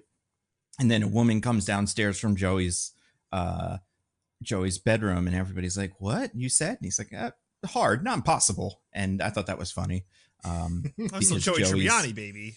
Yeah, the Joey sexiness is like, kind of like the book club episode, and not too many other episodes so far, because the Dream Girl or Perfect Girl, whatever, it's his own thing. But like this idea that Joey is, besides, kind of dumb, he is just attractive to women, and you put a woman on the show, she will see him and fall in love with him. Something that Friends used to do a lot of, and I'm glad that they're doing this here. But then, so he goes to Jennifer Coolidge. He yells at her. It's kind of funny scene. She's still bad at this. I can't remember. There was a weird sexual thing there that I forgot, but it doesn't really matter because she's basically like, you should figure it out. Like, you got to go get yourself a role. And he's like, but I don't know how. She gets him a shitty role in like a training video or something. And then he does the Northwestern thing connection. That guy calls her. And it's like, I got a role for Joey. And she's like, I got you a role, Joey. So Joey gets an audition in the show called, what was like it? A snow pun. Nope. Like, it is a snow. Oh, you guys don't know? You guys don't remember? I'm kind of, it's Drift. Is it Drift? No. Nope. Deep Powder. Deep Powder. Right. Yeah. And it's cocaine? well, yeah, I mean, they say that a lot, but yeah, they don't make that joke as much as you would expect. It's because Joey's a family sitcom, Nando. Yeah. Speaking of the family sitcom, yeah, Joey uses his sexy Joey power to find a woman at this, audition for Deep Powder, which Deep Powder is described as kind of like the OC, but on a snow mountain, like a ski resort. Powder is the name of the girl. I think it's something Powder's like their last name. I believe they say Baywatch, not the OC. That's because true. Even They though do this is a say show Baywatch. from 2004, the references are still stuck in the 90s. Yeah. And the way that they're describing it, I'm like, I'm pretty sure nobody's father was on Baywatch. Like, you're describing the OC. But anyway, maybe it's just OC was on a different network and they couldn't. It wasn't like Arrested Development where they would make that joke. But then Joey meets this girl, very, hot young girl, but like, not like criminally young, but when you see it, you're like, she's probably younger than, but not younger than any of the other women Joey has already dated on the show. Yeah, she graduated 2 years ago, so she's 24. Yeah, right. She's like in her mid-20s. And you figure Joey's in his mid-30s maybe for a show like this, Probably they're late always 30s at this point. Yeah, that's the thing. I never want to look up how old any of them are because it's upsetting. In like the Friends, when you're like, they're 20 in this scene, you're like, get the fuck out of here, I'll kill you. But yeah, whatever. Rewatching Friends now, knowing that in every episode the characters are supposed to be younger than I am right now, very depressing. Yeah, not good. Which is why you never look it up. You assume they're always, a good 5 years older than you. But yeah, so like I was saying, Joey has hit on many women, none of which have seemed to be his age. So at this point, this has not struck us as unusual, but Joey does the audition and it turns out he's reading for the role of this Powder girl's dad. So that's like the problem is he thought he was a young guy and now he's doing old guy roles. So like, this is like that episode of 30 Rock where Jenna does this and like this, aging actors, it's a fun plot line for them. And we have a little bit of like this joke of like Joey is into his little, this character that's supposed to be his daughter. We're on the incest cusp as a as a Joey episode you would expect will be. And you figure as a Joey episode will tend to be, there will be a bit where he, has sex with her, and that will be the incest bit for this episode. And you would be right to expect that, but also expect the unexpected too, because there's incest you'd never believe. I loved it so much. So then Joey like kind of bombs off the audition because he's like, I'm not young, I'm old, or I'm not old, I'm young. And then they're like, no, take the role. He reads with Michael for a little bit. I don't really remember what's going on in this scene besides just Michael was reading the lines. Yeah, I think they wanted us to know what the lines are supposed to be, so the later scene would be funnier. Right. That's true, and it was. Yeah, and the scene is just like a classic scene where it's like, I don't want you to do this. You're so important to me. Where a daughter and father have like a very specific dynamic that if read in a different context would maybe be, incredibly sexual. So, especially if the other person is doing like the porn parody, yes, stepdaughter voice. That's right. Hey, because Daddy. Because she's also into it. That's a part of it that's so great to me is it's not just him creeping on her. It is just this connection that's happening that no one, even the people that are like themselves that want the job, just cannot avoid. And I guarantee this character is never going to show up again. But it would be pretty funny if they kept going to, auditions and it's like, all right, you're her dad. He was like, fuck, it's her again. My nemesis, the 20-year-old who, wants to have sex with me. Yeah. Yeah. Oh no. So Joey's everything's kind of out of sorts. He's not going to do well in this audition, and he's like, he tries to do it, and he can't read the lines because he can't get out of his own head. So then he leaves the audition, but Gina came with him for support. Yeah. And he's like, Gina, I'm like I said, I'm too in my head. I can't do this. It's just too much. And Gina's character, played by Drea de Matteo, just fully grabs and makes out with Joey for a second. Fucking A. What is this? Insane. Well, it's Joey. That's just what it is. It's like the sexual tension between these two characters finally broken 10 episodes in. But did you think we were getting out of an episode of Joey without Drea de Matteo hitting on some member of her family? When is she going to make out with Michael? Or how many episodes are we away from that? I mean, that's season finale material. Yeah, that's what you want to save for sweeps, I guess. But this bit was like, it takes Joey by surprise. But also, I think the best part of it was the in-studio audience didn't really know what to do with it because they reacted. But some of them reacted like sexy kiss reaction, and most of them reacted like, oh, but very funny. Oh, no. Yeah. And this breaks Joey's brain, but in a way that I think now has unlocked something in him because now he has the incest fever and now he reads the lines with the girl in a very sexy way and bombs the opposite and stuff. He reads it in an unsexy way and wins the audition. He gets the part. Yeah, he did it. Right. And he's a good actor. That's the other thing that we're kind of getting at. And he's not, but like that's the, Joey can actually be a good actor if he's not an idiot. And that's pretty fun. Yeah. But like, he's not going to be doing this show forever, right? This isn't like, I mean, maybe he will. Actually, maybe the next episode if I recall correctly, this ends up being a major plot line, him being on this show. And now that I said it out loud, that's good because we do need to have him actually act.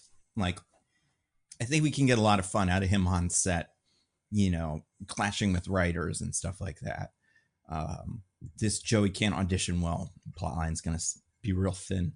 But yeah, maybe the most explicit incest in a Joey bit since the first episode, where he said he made her feel him up he made way around.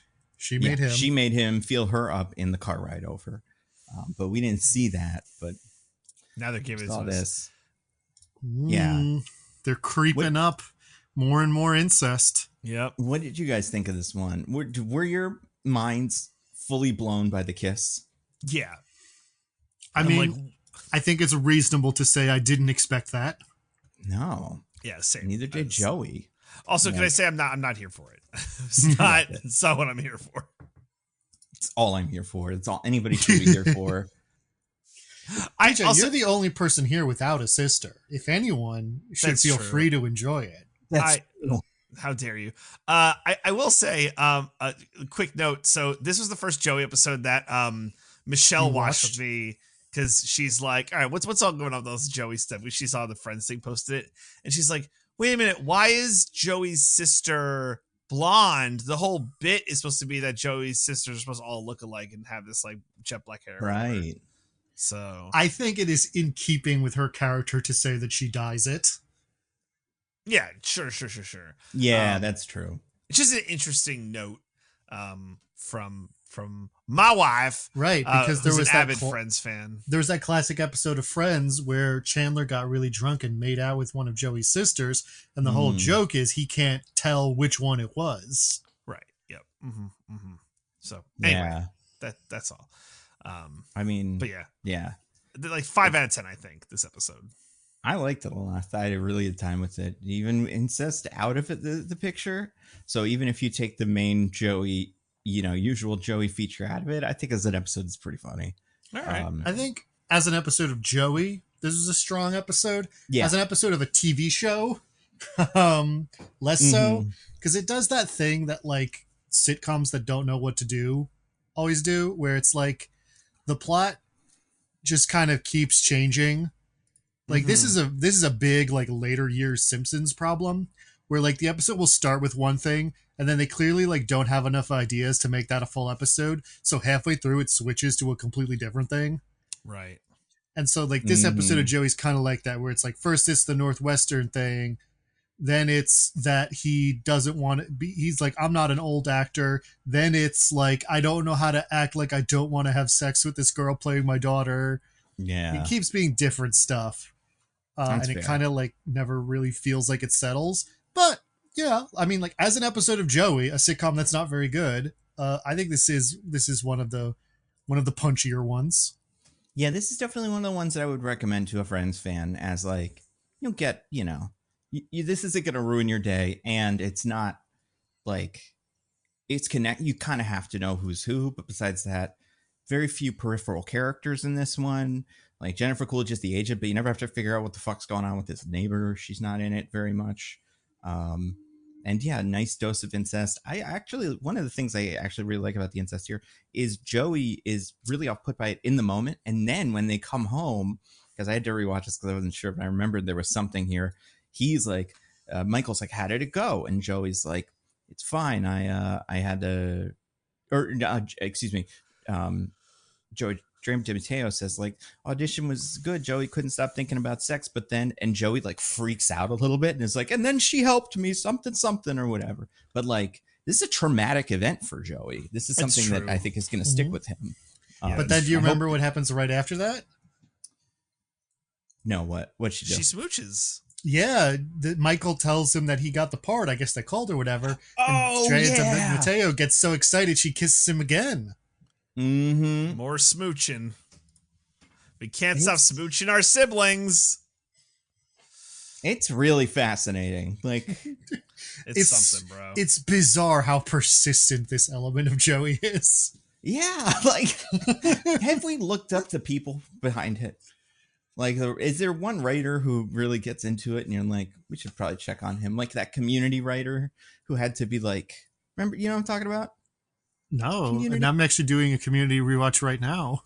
It's Community or Rick and Morty, one of those shows, but like one of them had so many weird incest plot lines that they had the writer go on as part of the show and be like, listen, I'm not doing incest, you guys. I just think it's funny and it's a coincidence or something. I don't remember what this is. I think this might be a Rick and Morty thing. Like this guy might have worked on Community, but having rewatched most of Community at this point, there's not really any incest in that show. Yeah, no, you're right. It's Rick and Morty. Healthy dose of incest. Oh, no. Excuse me. Episode 12 of Community, season 6 is the incest episode. Right. The wedding episode features some bit of this. Yeah. Yes. But that's the only Community episode with any amount of incest. Yeah. But pretty funny. But yeah, I imagine Dan Harmon at a certain point was just like, I have to explain that it's not me because it really seems like it's me. But I don't imagine he worked on this, but I don't know, I'm fascinated by it though. And yeah, it was great. Snow White stunk. That movie was yeah, not excited to talk about this part. Mm-hmm. Oh, you know what else, by the way? Another thing I recognize from this, the casting director in this episode. Did either of you guys recognize her? No. Like well, it's around the same time too. It's an actor named Mindy Sterling who played, I can't remember this character's name, but is it Frau from the Austin Powers movies? The woman who screams a lot. Yeah. Oh. Apparently that's her. So good for her. This is one of those shows where like every so often you'll see a guy and you'll be like, oh, that's like a guy from something. Jennifer Coolidge, I guess, is that. But also you have, what's his name? You have like Bob Odenkirk in that one episode and stuff. So it's fun. It's very fun. And I bet the budget on this was huge because obviously it's following Friends. It's going to be a huge hit. And, it got 2 seasons. So what do we know? But yeah, Snow White stinks. Do we want to talk about that at all? I mean, if we do, we don't have to. I'll be honest. Yeah. I got, we could. I got some notes here we could blow through. I mean, I'd be pretty excited to do that. Well, I think it would be unfair to Nando to not allow him to summarize the entire movie after he lost the IMDb. You know what? I'm going to give him a pass. I'm going to give him a pass as the judge. I'll be like, you know what? You get well, you get a tax holiday. You get like a summary holiday. You just, you take this one off. I think. No, I'm going to veto that. I think Nando's got to do it. I don't think you have veto power. I mean, maybe you do, but I don't know. I don't know what the rules are. The courts have decided with Diggins because Diggins DJ's pretty friendly with the court. You're both pretty friendly with the courts of mostly nitpicking. So they don't know who to, side with. I might be going to visit the courts this summer. Wow. Oh, really? Personally, yeah. So that's so fun. If DJ disappears, listeners, you know what happened. Yeah, DJ's gonna drive a fully loaded RV there and then fly back home. You're gonna wonder what happened to that RV. But anyway, we'll talk about it. We'll do a little recap of Snow White. I will say my one thing about it is, I imagine you guys will want to interject at certain points. Oh, most certainly. Bring up specific elements of it. This is things. It would be the wheel in, the olden times, but, this is the reboot era of the rebooting, of the movies. So we have a rebooted wheel, but it's not just a wheel. It's not even anything like a wheel, because in this, what happens is a small little bird flies its way right onto your finger and does a little whistle, and then you take a little thing that's stuck to its like paw or like claw. Paw. That's what birds got. Paws. No, he got it. He got it. Listen. In a world where these dwarves are anything, I am not taking anything for granted. Like you know what? If there was a bird in here with paws, I wouldn't have seen it because I just would have been staring at Grumpy's nose the whole time. You could have had the gorilla suit guy walk through in the middle of the scene and I wouldn't have known. But anyway, yeah. So little bird. So then you take a little message on its claw, and then you can read that, and then yeah. But okay. So Snow White. First of all, like we're saying, any of the gaps in this, just fill them in with original Snow White gaps. But like, she has a mom and a dad. They have a kingdom. We get a song about how the kingdom's fucking crushing it. Everybody shares. Hey, why is she called Snow White? Snow White. Oh, right, yeah. Oh, excuse me. Hold on. No, get that. It looks like there's a bird here. Snow White, born in a snowstorm, blizzard, named after the blizzard. DJ, your thing? Got that cleared that way. Her skin is not as white as snow because she's Rachel Zegler. So hey, they got her on that. Although, you look at a picture of Rachel Zegler and then you look at her in this movie and you're like, they did something. Yeah, that's fair. Little turn the light. Called Ariana's publicist, I guess. I don't know. So I have written here for my first nitpick, a big Wish energy. Yes. Oh my God. I don't know how, but a lot of Wish like leaked its way into this movie, right? Mm-hmm. I'm going to jump around, but right there. So there's the song about how great our kingdom is. There's the song by the villain that's just about, it's like, I'm a villain and I'm going to tell you why. Yeah. And then I don't know if this qualifies, but like I had the princess problems in the Big Wish energy too, because I know there's not like a big like Wish corollary, but like it just sounds like it came from Wish, like just like how the song's like this like sing songy, this like peppy about nothing. But yeah, and it's big. Like I'll talk about this more when we I have maybe some things to say about this, but it's big, like modern Disney, like, oh, we're being self-aware and making fun of old tropes we used to do. Isn't that so hashtag relatable, you guys? Yeah. I would say the wishisms were, I mean, they were all over the place. This first song for sure, like, is very much like the whatever Welcome to Rosa song in Wish. I do think her I Want song that we get later that is called Dreaming on a Wish or something Waiting on a Wish. Waiting on a Wish feels so wish that it's so and that's not the other just one. the Thank word you. wish being in it all the time, but just like it had the really weird flow where it would have verse and then cut right to chorus, but it totally didn't work together. And yeah, it just felt super stapled on there. Also, adding all the fucking stupid, like, I don't know what you call it, but like Broadway rap bits to the dwarves hi-ho section. I can't imagine that's in the original, right? That also felt wishy, where it's like I said, I went and re-listened to like the 2 songs that were in the original, which are Hi-Ho and Whistle While You Work. And Hi-Ho is just the part that you remember over and over again. Yeah. That's what I figured. So yeah, when that started, I'm like, oh, this is that same wish, like, if people aren't paying attention, they'll think it's Lin-Manuel Miranda. But we don't have to pay Lin-Manuel Miranda. It's perfect. Like, you know. And they have the dwarves in this movie, just like Wish. And they have the proto-dwarves in this movie, just like Wish. Where you're like, these guys are supposed to be the dwarves, too. So, yeah, very Wish-like. I do think, what's her name's song...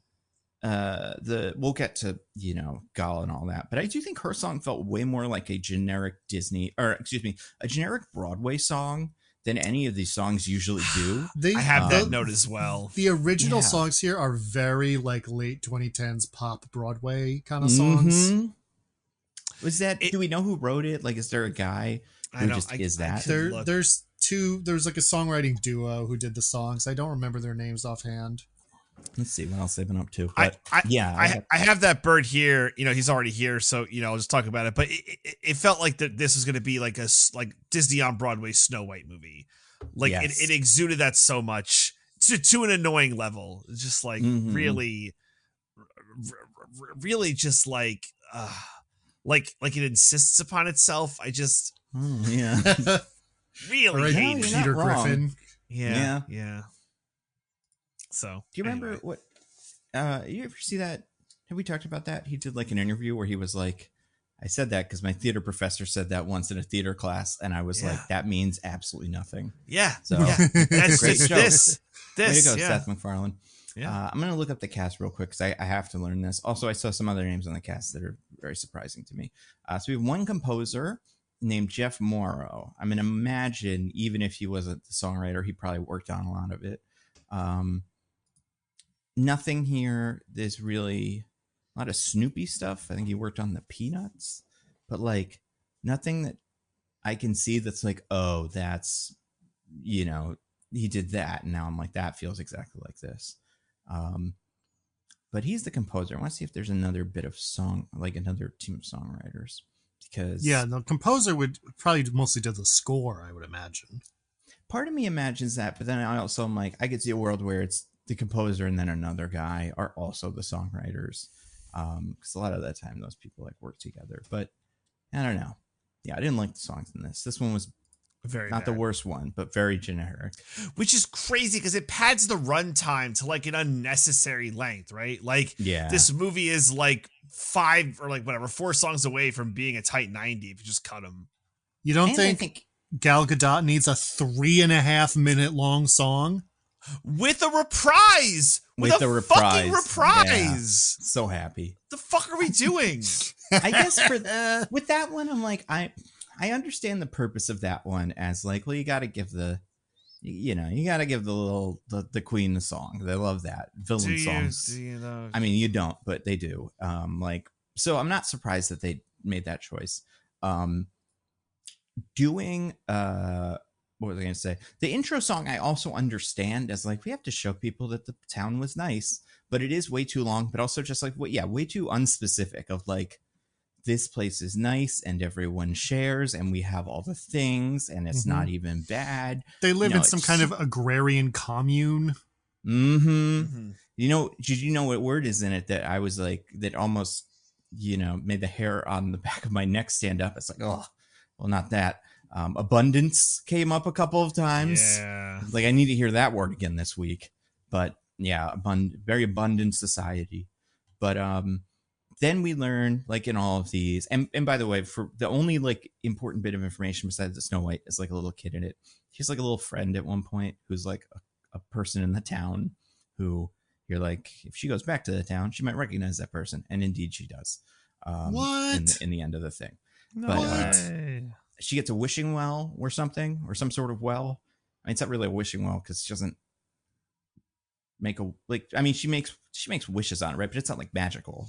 No, it's just like a place her parents took her to be like, look in the well and see how cool you're gonna be, Snow White. Yeah, you know what she gets? She gets the well for sad boys from that SNL sketch of like contemplation and stuff.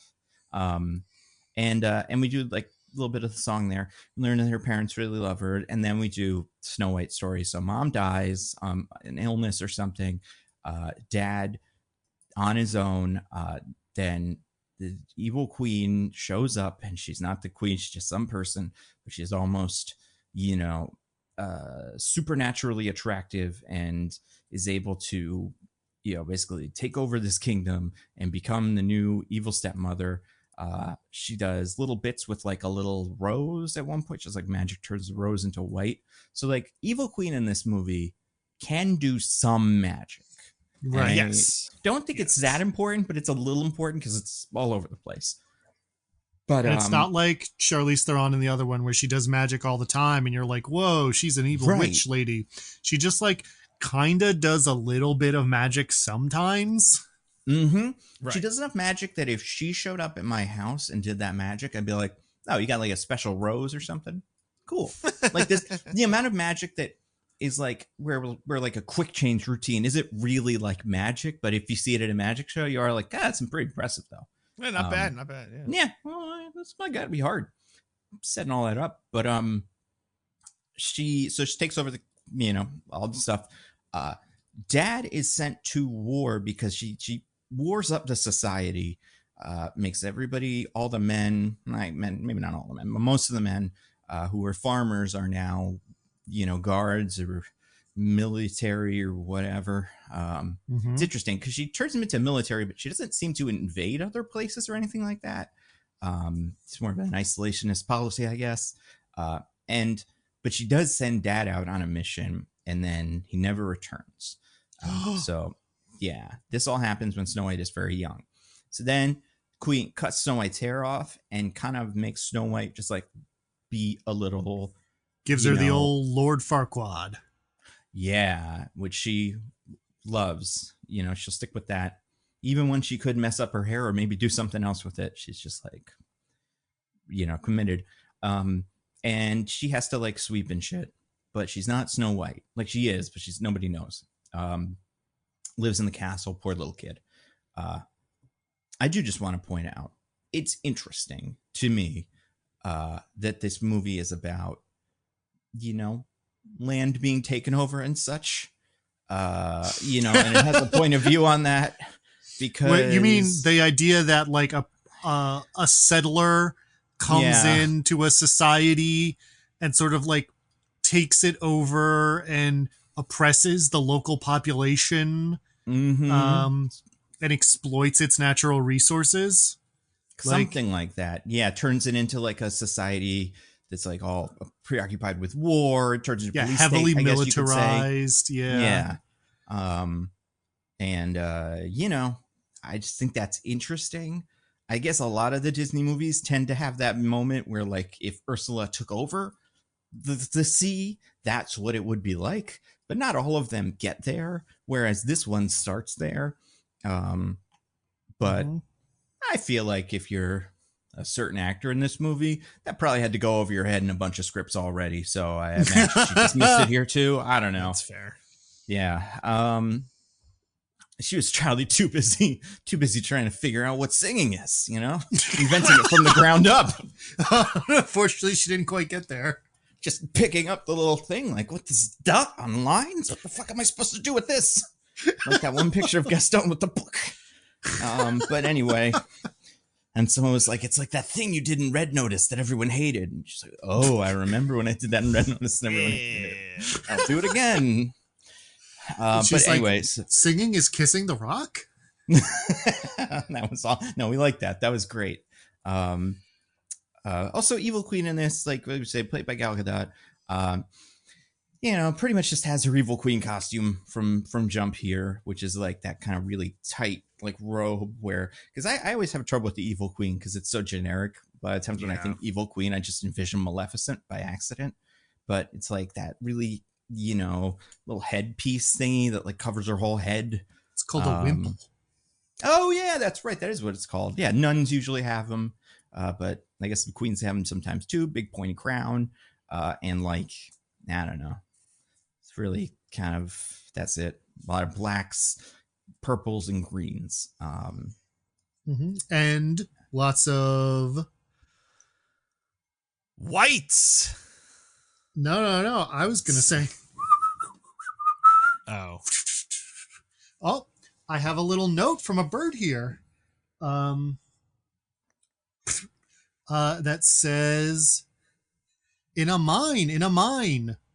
Oh my Guys, God. Yeah. What does she love more than anything else in the world? So she loves diamonds because diamonds and gems of all sorts. Do you want to explain, Diggins, why she loves diamonds as opposed to say other things? She has this stupid fucking speech. Right, yeah, she does this to Snow White pretty early in the movie, where she's like, if you take a flower and it'll wilt and die and be stupid, and no one likes that. But if you have a diamond, then it's just a diamond forever, beautiful for all time, like I'm going to be. So diamonds are cool and good. Correct. Now, you might be asking yourself, like, they make a big deal of this, where it's like in the Commune Agrarian Society song, they were like, we have mining, but we're really more about apples. Right. And now, under the Evil Queen, it's all mining. The farmers are soldiers, and she just has gems made just for her all the time, or gems mined just for her all the time. And so you might be thinking, like, so the dwarves mine gems constantly. It's all they do. So, like, is that where she's getting all these gems from? And the answer is no. Yeah. Completely unrelated. Don't worry about it. Completely unrelated. Totally separate mining operation. The more we learn, it's crazy that they had this. This was one of those, like, rewrite the movie kind of, not rewrite the movie, but like one of those, hey, we can, take another shot at this since it's been 70 years. And that's the one plot thread that never connects to the other plot thread. It's like, you have a bunch of miners and an evil queen that loves jewels, and there's no bit where they throw jewels at her or something because they have a surplus of jewels, and there's no bit where she's like, oh, those miners, I hate them so much because they steal all the jewels from me or something. They have like they have like gem magic. That's true. Like they have that shows up in like a single scene and never comes up again. Yes. Yeah, you'd figure that would be pretty useful for getting into the evil queen's. They have Daredevil sense of wherever she is at any moment. Yeah. She's covered in gems. And to be clear, there's also no point where the queen, like when she figures out where Snow White is like, these dwarf miners can get bucket loads of gems every day. I need to go capture them or capture their mine or like make them get gems for me.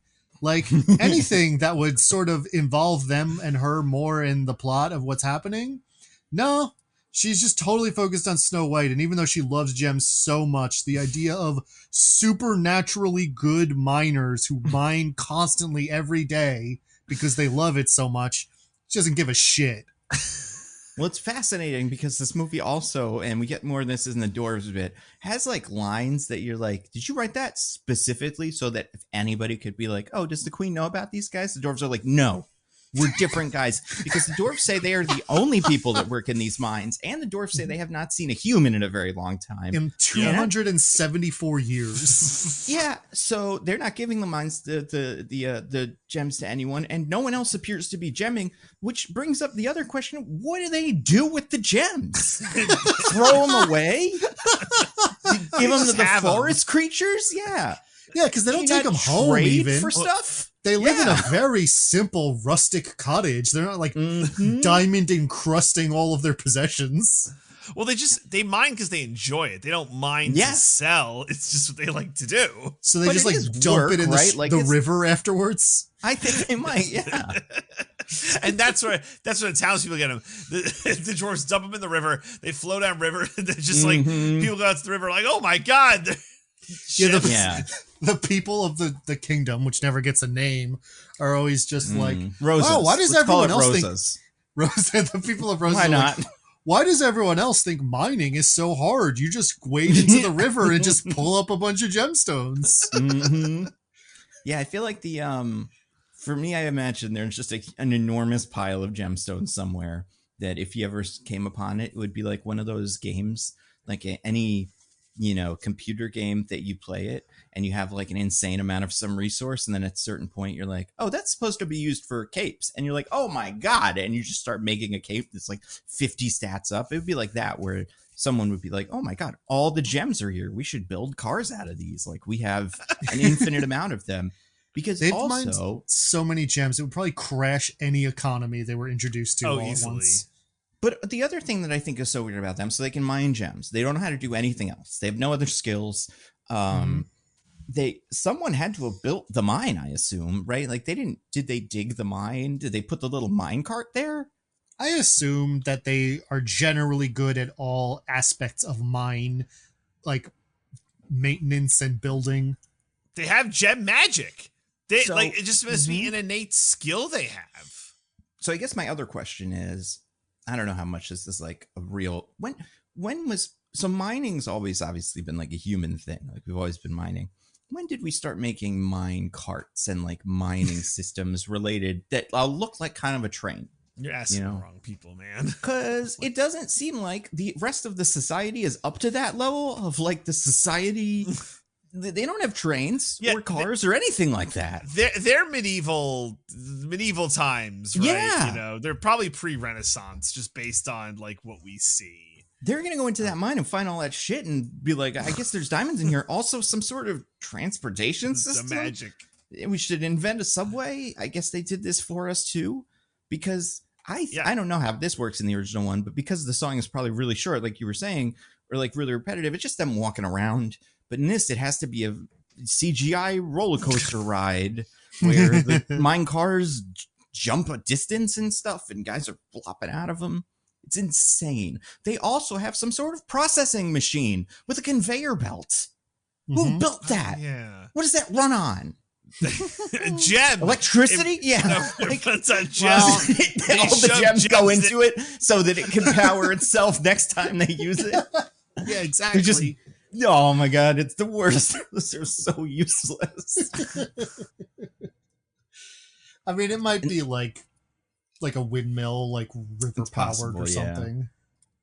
And I like gem magic. I mean, it's my might theory. as well, like, and I only bring this up, or I only think this is interesting in this movie, and like Diggins was saying, because of the Queen's connection to this, because, this may be the first hint that there were certain elements of this screenplay and certain elements of this movie that were in draft 1, but not draft 2, and certain elements that were in draft 2 and not draft 1. And I'm thinking the dwarves are in draft 2. And before that, it's just not them. But hey, we'll see. Maybe it will become way more clear as we go on. You mean like how in the opening song, the one point where they sing about how they have gems, you see some kind of squat but recognizably human-looking people who are carrying all the gems and being like, "We have gems," and you're like, "Are those like dwarves?" And then you remember that the dwarves in this movie are horrid little men. Well, we'll get to it, but yeah, so Snow White prisoner, like you're saying, she's like, it's kind of, she's got an energy that I would say she's got like an energy that I assume a Bill Maher type would describe as a campus protester energy, where she's really into like the guy shows up, the hunky guy, who I don't know, how old is this man? 100? How old? Like this guy? But Jonathan? Nah, Yeah. what is he in his? I don't know 20s? about 100, but he looks like a late 30s-year-old playing a 20-year-old to me. I cannot even find his birthday on IMDb. So it must be a big secret. I mean, I can find the date of his birth, but not the year. Not the year. It's a big old mystery. His name is Andrew Burnap. I don't think he's terrible in this. I don't think this character works at all. I don't think he's terrible. I think every single line that he is made to say is just absolutely horrendous. Yeah. And I also do think he's miscast in it. This was a tough ask. Like, I don't know what good casting looks like for this. This guy wants to be Flynn Rider from Tangled so fucking bad. Yeah, it's true. Did he not see what happened to the last Flynn Rider? Of the Flints. But okay, Rachel Zegler, for reference for people, 23 years old. You would assume if you're just casting some guy to be her love interest, you want him to also be around that age. Instead, 34. That's what this feels like. This feels like a 34-year-old playing a 23-year-old. I get that. But he's like a little rogue type kind of guy. Not like a rogue. Well, yeah, I mean, he's got a, scoundrelly energy, and Snow White happens upon him in the kitchen. He's stealing potatoes. She's like, you shouldn't steal potatoes. And he's like, well, I'm hungry. And she's like, you know what? Great point. I'm going to let you do it. And then he gets caught, and then there's a whole thing. Snow White frees him. Like I said, campus protester energy, because it's unfair to be, put in jail for potato. Punishment should fit the crime. Punishment should fit the crime. Just again, Gal, can you not see it in the paper? They give you the paper. You read it off the paper to yourself just for a second, Gal. But anyway, they then, and this is where I really kind of lost it with him. By the way, I don't remember if he's wearing it in this scene, but does anyone want to describe his just general outfit?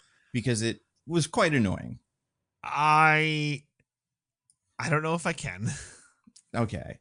So they gave him like what I would assume is medieval improv performer outfit, which is like a hoodie shirt and then like a little suit jacket over it.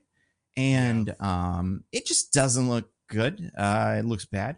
And it looks weird because everybody else is wearing Halloween costumes of like Snow White Halloween costume and stuff. And they're not bad. But yeah, that's just what those are.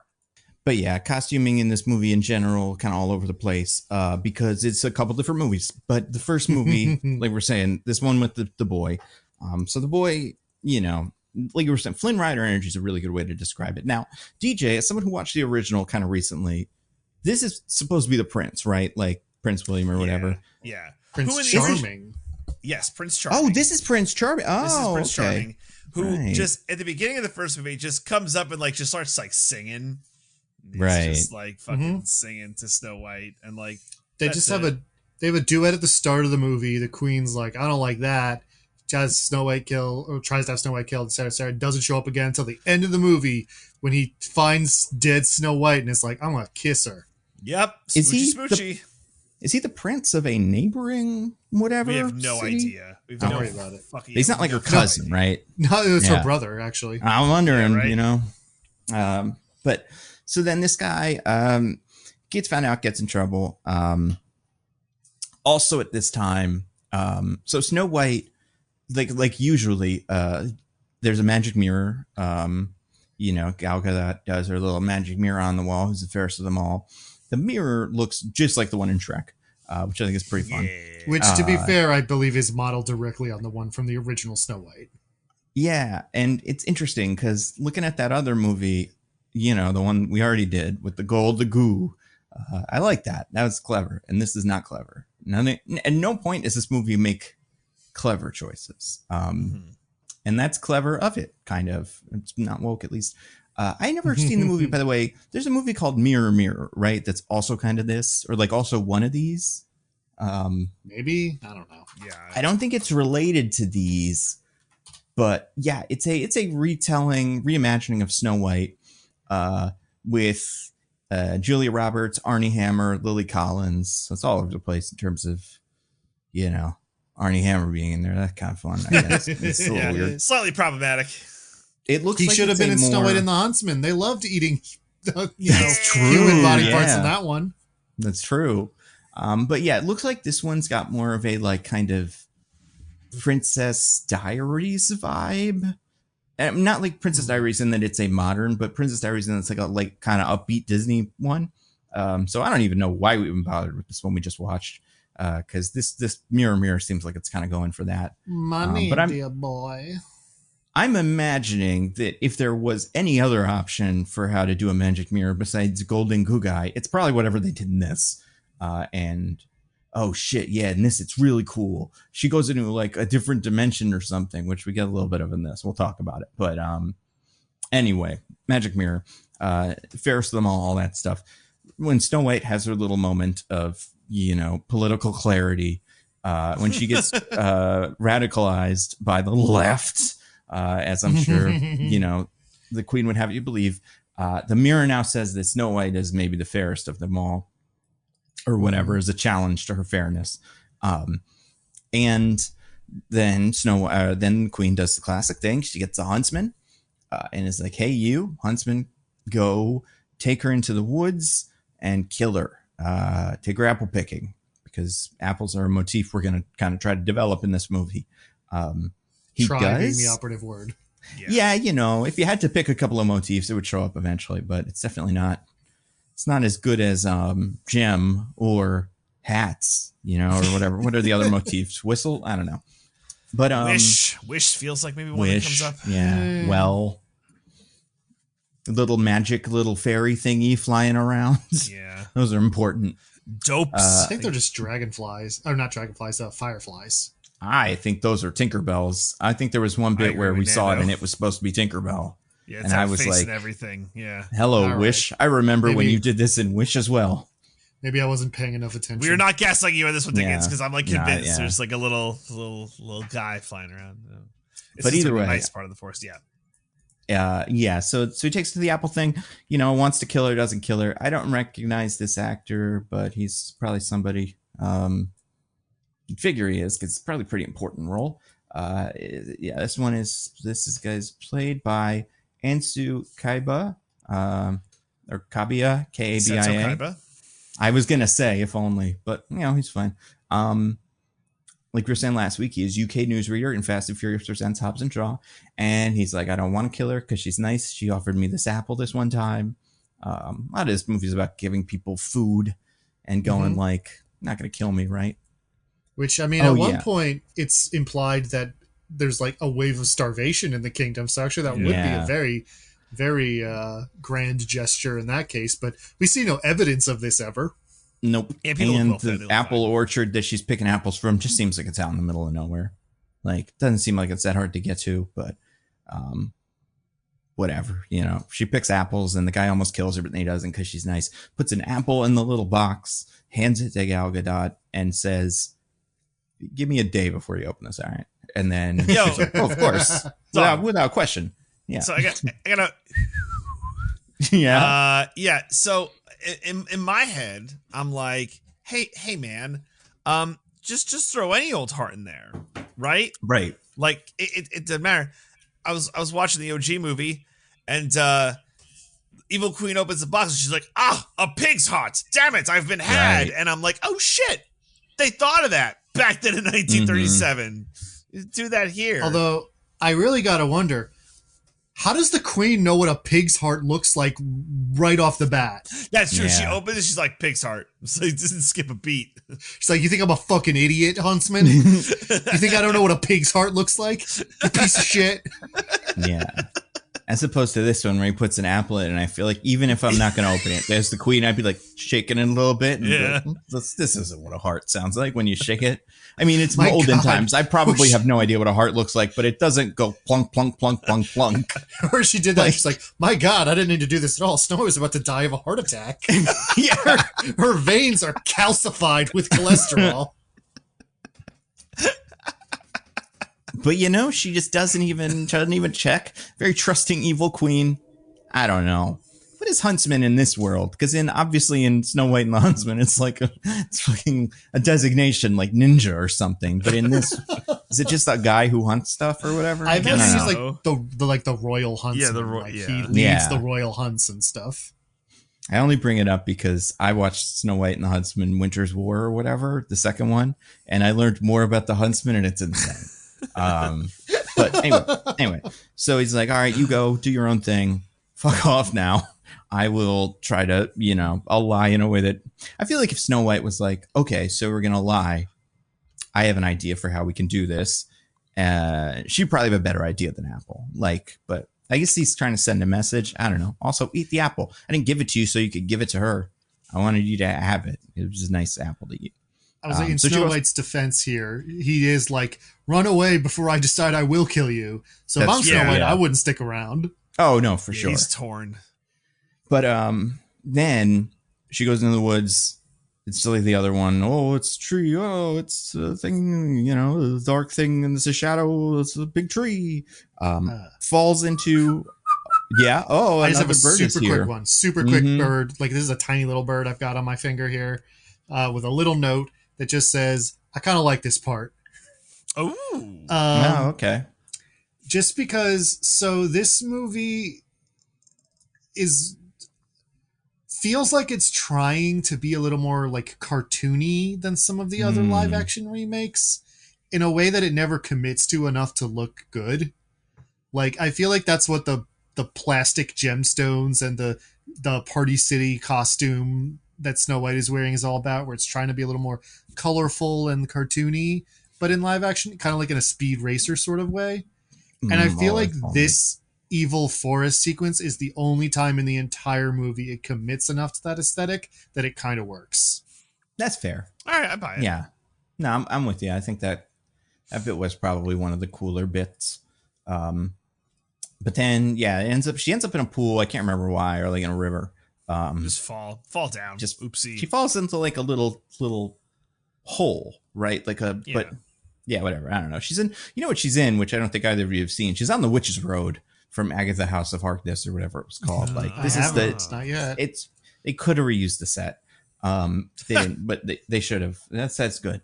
But she then she's greeted by animals, because we've already kind of seen this. She'll like talk to birds when she's a prisoner. And she has like in the Wreck-It Ralph movie where they kind of get at this. She's got the power to command the animals of the forest from birth, it seems, because of her, fairness, I guess, or whatever. And it's mostly a deer with big human eyes, that very expressive, and a bunch of birds.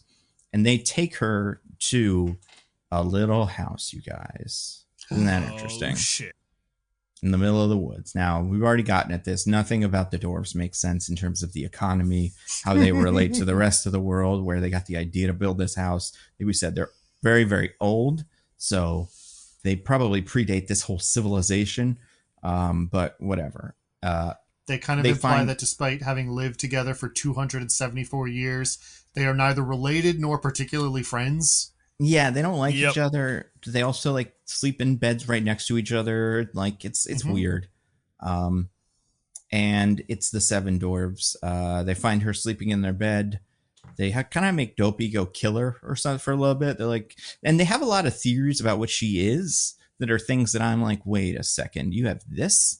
Like yeah, right. Ogres and whatever. I don't remember what they say, but it's a lot of weird shit. Yeah, what do you think that Kristen Stewart yelled at in that other Right, movie? Exactly. It's like, oh, you should gotta get some of those to overthrow the queen, but whatever.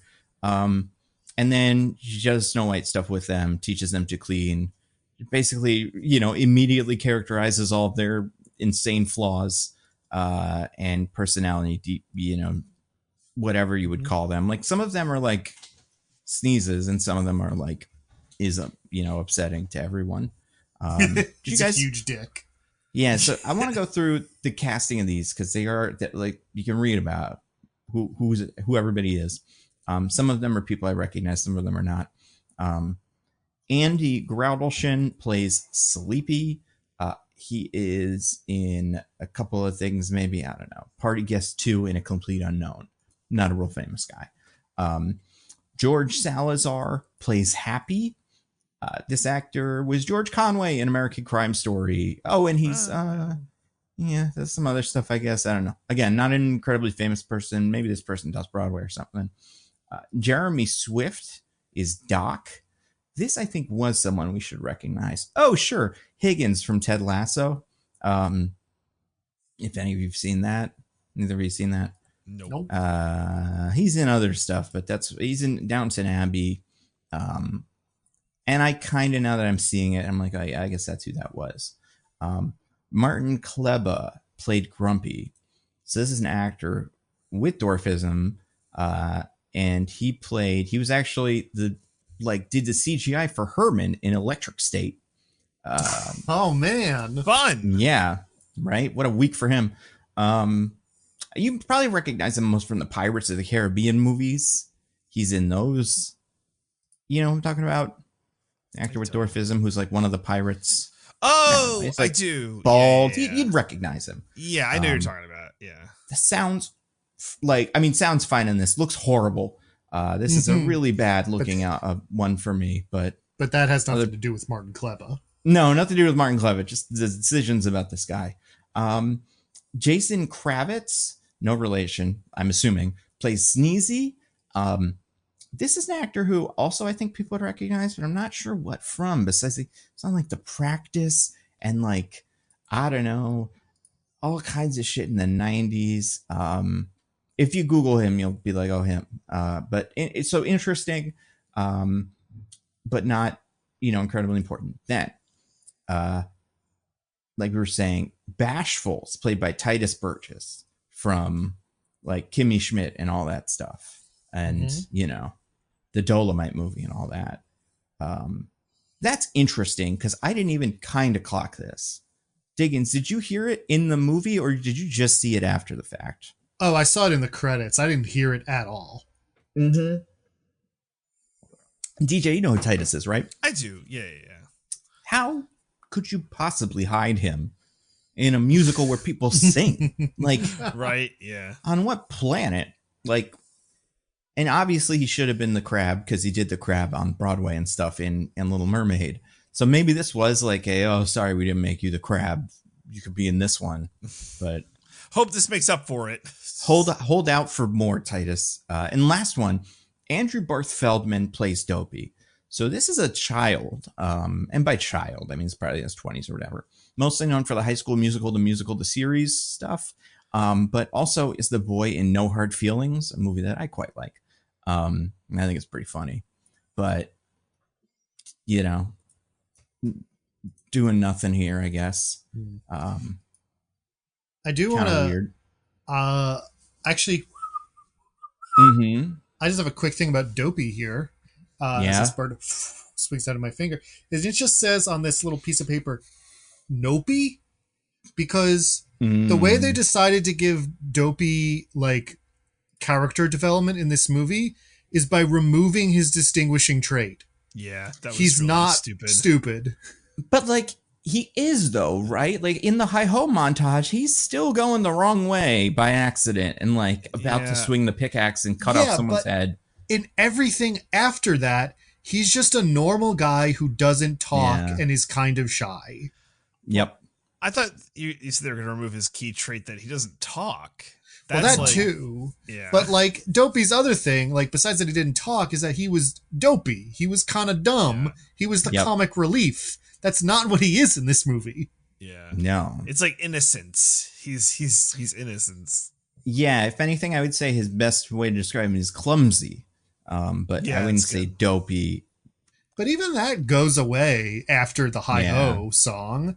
Because like the big thing that makes Snow White bond with him is in the breakfast scene where everyone's like, there's a bunch of chaos is devolving. He doesn't do anything. A bowl just sort of like gets launched through the air and lands on his head. And everyone laughs at that because even though a million other things have happened, I guess that's the one funny thing.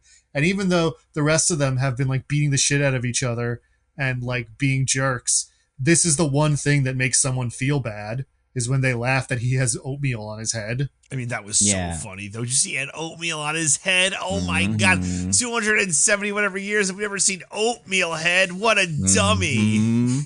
He's the Brit of this group, it seems like. They're all just like, fuck Dopey, everybody, am I right? And they're all like, yeah.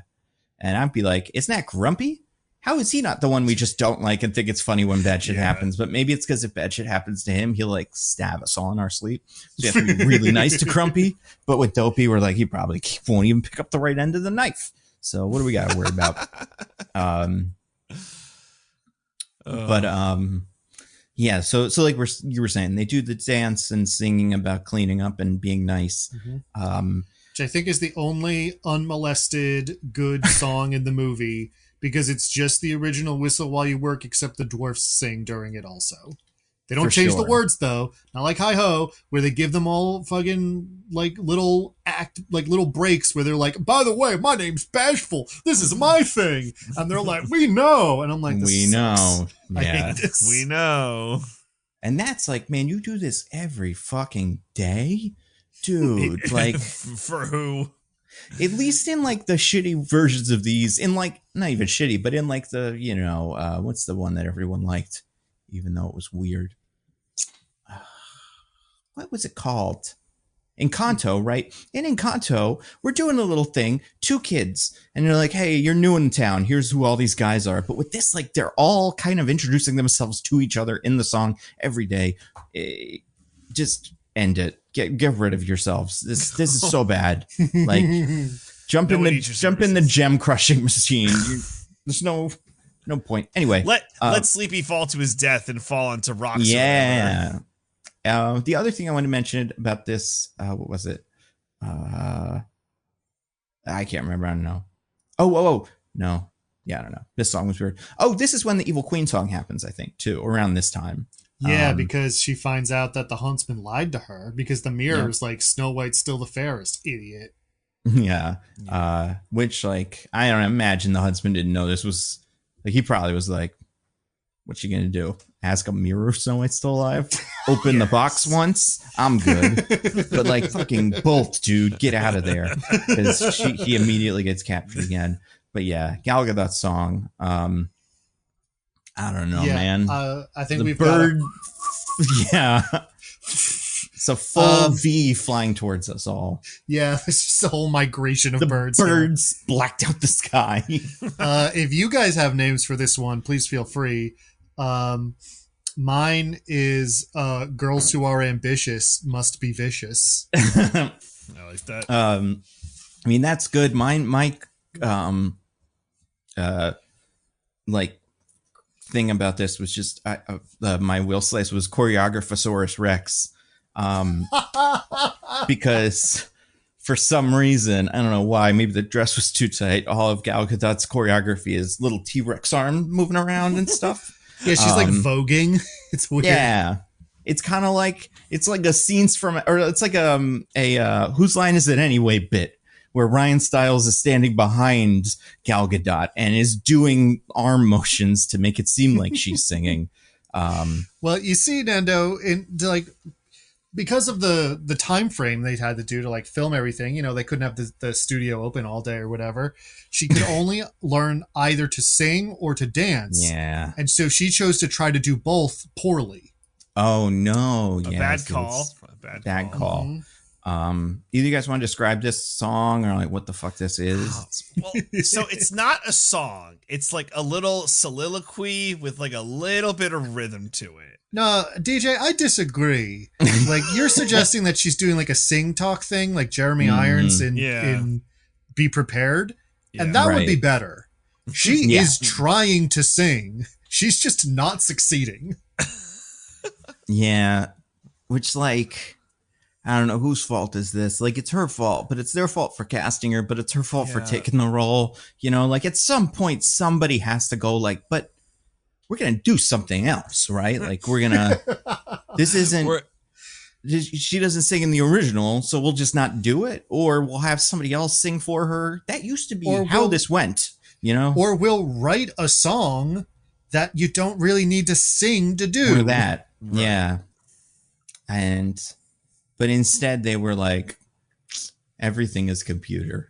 We got this. And they auto-tuned her voice into oblivion. Like, it is. Oh, dude. It is so bad. Bizarre. And like, yeah.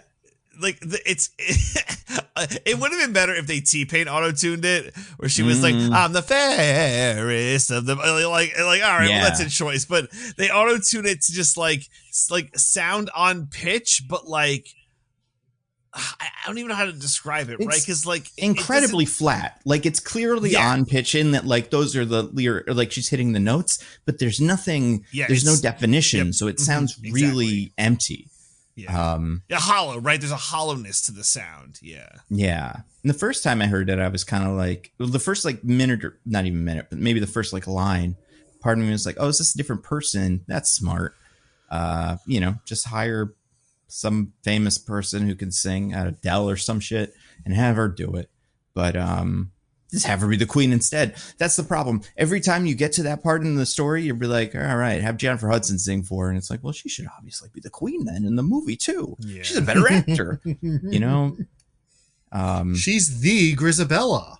That's right. And she's well, that's all you need. Anybody from Jenny Dots, any of them would be better for this. Who was your best? Say Charlize Theron is off the table. Who's your like dream casting for this role? Do you have anybody in mind that you're like, well, obviously should have been them? Oh man, Scarlett Johansson. It's got the juice. I don't think Scarlett Johansson's got the juice. Scarlett Johansson can sing. She was in Sing. I know, but like, well, yeah. She could sing this. Like, I don't think she has the menace for this. Yeah, I think she could do it, but I think it'd be a stretch in terms of her characterization usually. Who's one of our more menacing actresses? I mean, like, this feels like a role that, like, Cate Blanchett should have first looks on any evil anything, but this feels like a role that is designed in a lab for her. I would love a Cate Blanchett evil queen. I would probably be like, yeah, kill Snow White. Absolutely. Hell yeah. Well, I don't know what the fuck that mirror is talking about. It's it's tough because there's other singers too. Like if you want to just get a musician, I mean, Lady Gaga's probably gonna stay away from like movie musicals for a while. But like, I don't know. Who does that stuff pretty well? There's like Amanda Seyfried or something. I don't know. One of those actors that can also sing. There's a lot of them. I'm trying to think of like an older one. Get an Anne Hathaway in here. Yeah, Anne Hathaway would be great. She could do it. And she did like that. She was that evil witch in The Witches, remember? That's right. Yeah, and she was in that stupid Alice in Wonderland movie as like I think the Sugar Plum Fairy or something. I think she was like the White Queen. Or the White... Yeah, that's what it was. As opposed to the Red Queen. That's right. And she was like nice and weird and potions based or something. Mm-hmm. But and she made Alice drink her spit. Mm-hmm. I mean, listen, we already talked about whose bath milk we would drink in what situations last week. So yeah, I'm not going to pretend I'm above. Listen, is Anne Hathaway on that list? I'm not saying no. Someone's pleading the fifth. Mm-hmm. And but yeah, there's so many other actors that are more suited for this. What's her name? Speaking of The Witch's Road, Catherine Hahn. She could sing too. Oh man, I would have loved that. She would have made a meal of this. Yeah, but instead we got Gal Gadot. Is she the worst actor at this level right now? Like the worst, like superstar? Yeah. Like I can't imagine anybody else. I want to say The Rock would like to have a word because I don't think The Rock is bad. Yeah. He's just usually boring. Like he makes really safe choices. Okay. But like when he tries, he's really charismatic. Yeah. I think actively bad. There's other people that I like. If I see him in a thing, I'm like, they're probably not gonna be great. We were talking about Silo the other day. Common has some really rough monologues in Silo, but like he's not a Gal Gadot level talent. Like you would never expect him to get a role like this. How do we feel on John Krasinski? Oh, he's better than this. I don't but really not at that level. Like him very much. Uh, I I accept think it. he is. I think Really? he's not like the. I don't think he's quite at that level, but I think he's close. He headlines like TV shows and movies and stuff, and like makes money. He worked with It's the gonna be CIA on that one show. yeah, exactly. He does a lot of extrajudicial stuff. You know, whatever it is his character does. He was But- involved in some text chains. Yeah. But yeah, I don't know what to say. I don't think she's well, I mean, I don't know about bad person either, but just like it is just fascinating seeing her in a movie like this with Rachel Zegler, who is just firing on all cylinders, like, but in not even doing a great job, just pulling off a very competent little Snow White performance with some really good singing in it, because that's the best you Based can on- do in this movie. I was gonna say based on some really bad material. Yeah, and it's just crazy seeing her stumble through this. Yeah. Ugh. But yeah, so anyway, whatever happens. Oh yeah, the fucking dwarf shit. I don't know. She leaves the dwarves. I can't remember why. Is it because she's like, they're gonna kill me? No. Well, the Grumpy really wants her to leave, but she's Oh mostly yeah, right. she's mostly like, the huntsman said that the queen lied about my dad and then refused to explain. Oh right. So I think forgot that about means he's alive and I got to go find him. right. And there's this band of people that are loyal to my father that are out there somewhere. And Yeah. if I can, I don't know, bump into him, I can probably, have them tell me where he is. Yeah, taking a lot on fate there, Snow White. You're really going for it. And you know Especially what? because I believe even like the first time she pressed him even a little on that point where he was like, "We're the king's men," and she's like, "Really? You have allegiance to the king?" And he's like, I mean, it's a name. We say that. It helps, right? Morale. Everyone's like, He's like very clearly not actually committed to that concept at all. no. Mm-hmm. So yeah, so I can't remember how this happened. She just walks into the forest and finds them or something. Yes, literally yes. Right? Yeah. Oh, I'm a little bird, guys. Another Wow. That's what I you do know, to trigger there's- the things. There's We so know that. there's so many birds Yeah. for this movie for some reason. I have one here just called Princess Problems. Ah, Yeah, that's problems. such a weird song. I want to talk about this song and how much I Was hate that it. in the original Snow White? I can't No, remember. Of course not. Yeah, are you sure? This is the kind of thing that would be in the original Snow White. Yeah, And this the is actually 30s, the whenever they Prince's- made that. the Prince's Yeah. big song in the original Snow White is this one. Yeah. Shocking if this isn't more of a hit. Yeah. What So- can you describe Princess Problems? So this is the requisite Disney makes fun of old Disney and like Yeah. YouTube videos people made about or not even Yeah. YouTube videos, it's more like BuzzFeed articles. Yeah, cracked articles and stuff. Yeah. About how like Beauty and the Beast is about Stockholm syndrome, you guys. Yup. Mhm. So she's like, I'm looking for the king to save everyone from the evil reign of the queen. And so this is my first big problem with this song. First big It princess doesn't- problem. My first big princess Oh, problem yeah. is it doesn't even make internal sense Mhm. because this is what she's saying. She's not like, we need love and kindness and that will defeat all evil in the world. She's Right. saying like, I need to go find my dad, the king, so that we can overthrow the evil queen who you agree is ruining everything and making lives bad for everybody. Yeah, And who was he's about like- to execute you the other day. And I Yeah. said no. And then when she didn't listen, I saved you at personal danger to myself, I should add. Mhm. Like, let you go. Like, she both is trying to take and has taken concrete action and like is opposing a genuinely evil reign. Yeah. And this motherfucker starts in on this song where he's like, wow, sounds like your problems are dumb bullshit for princesses.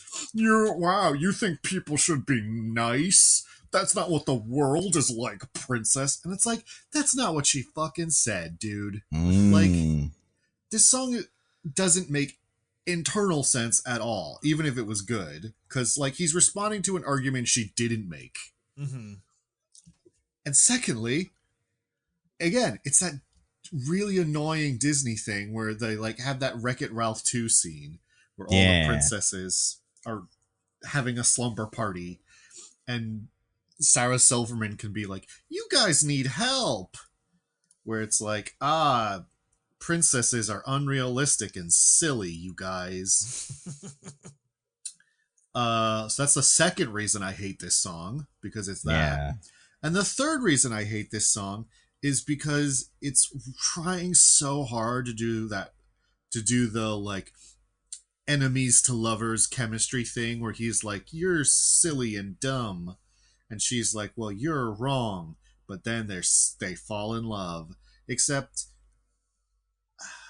I don't know if it's the performance, if it's how bad the writing is, but, and maybe you guys feel differently, I found everything about this romance so grating. It's awful. I didn't even call it a romance. It's just some dumb bullshit. I find I found it grating too, Diggins. Yes, I found this awful.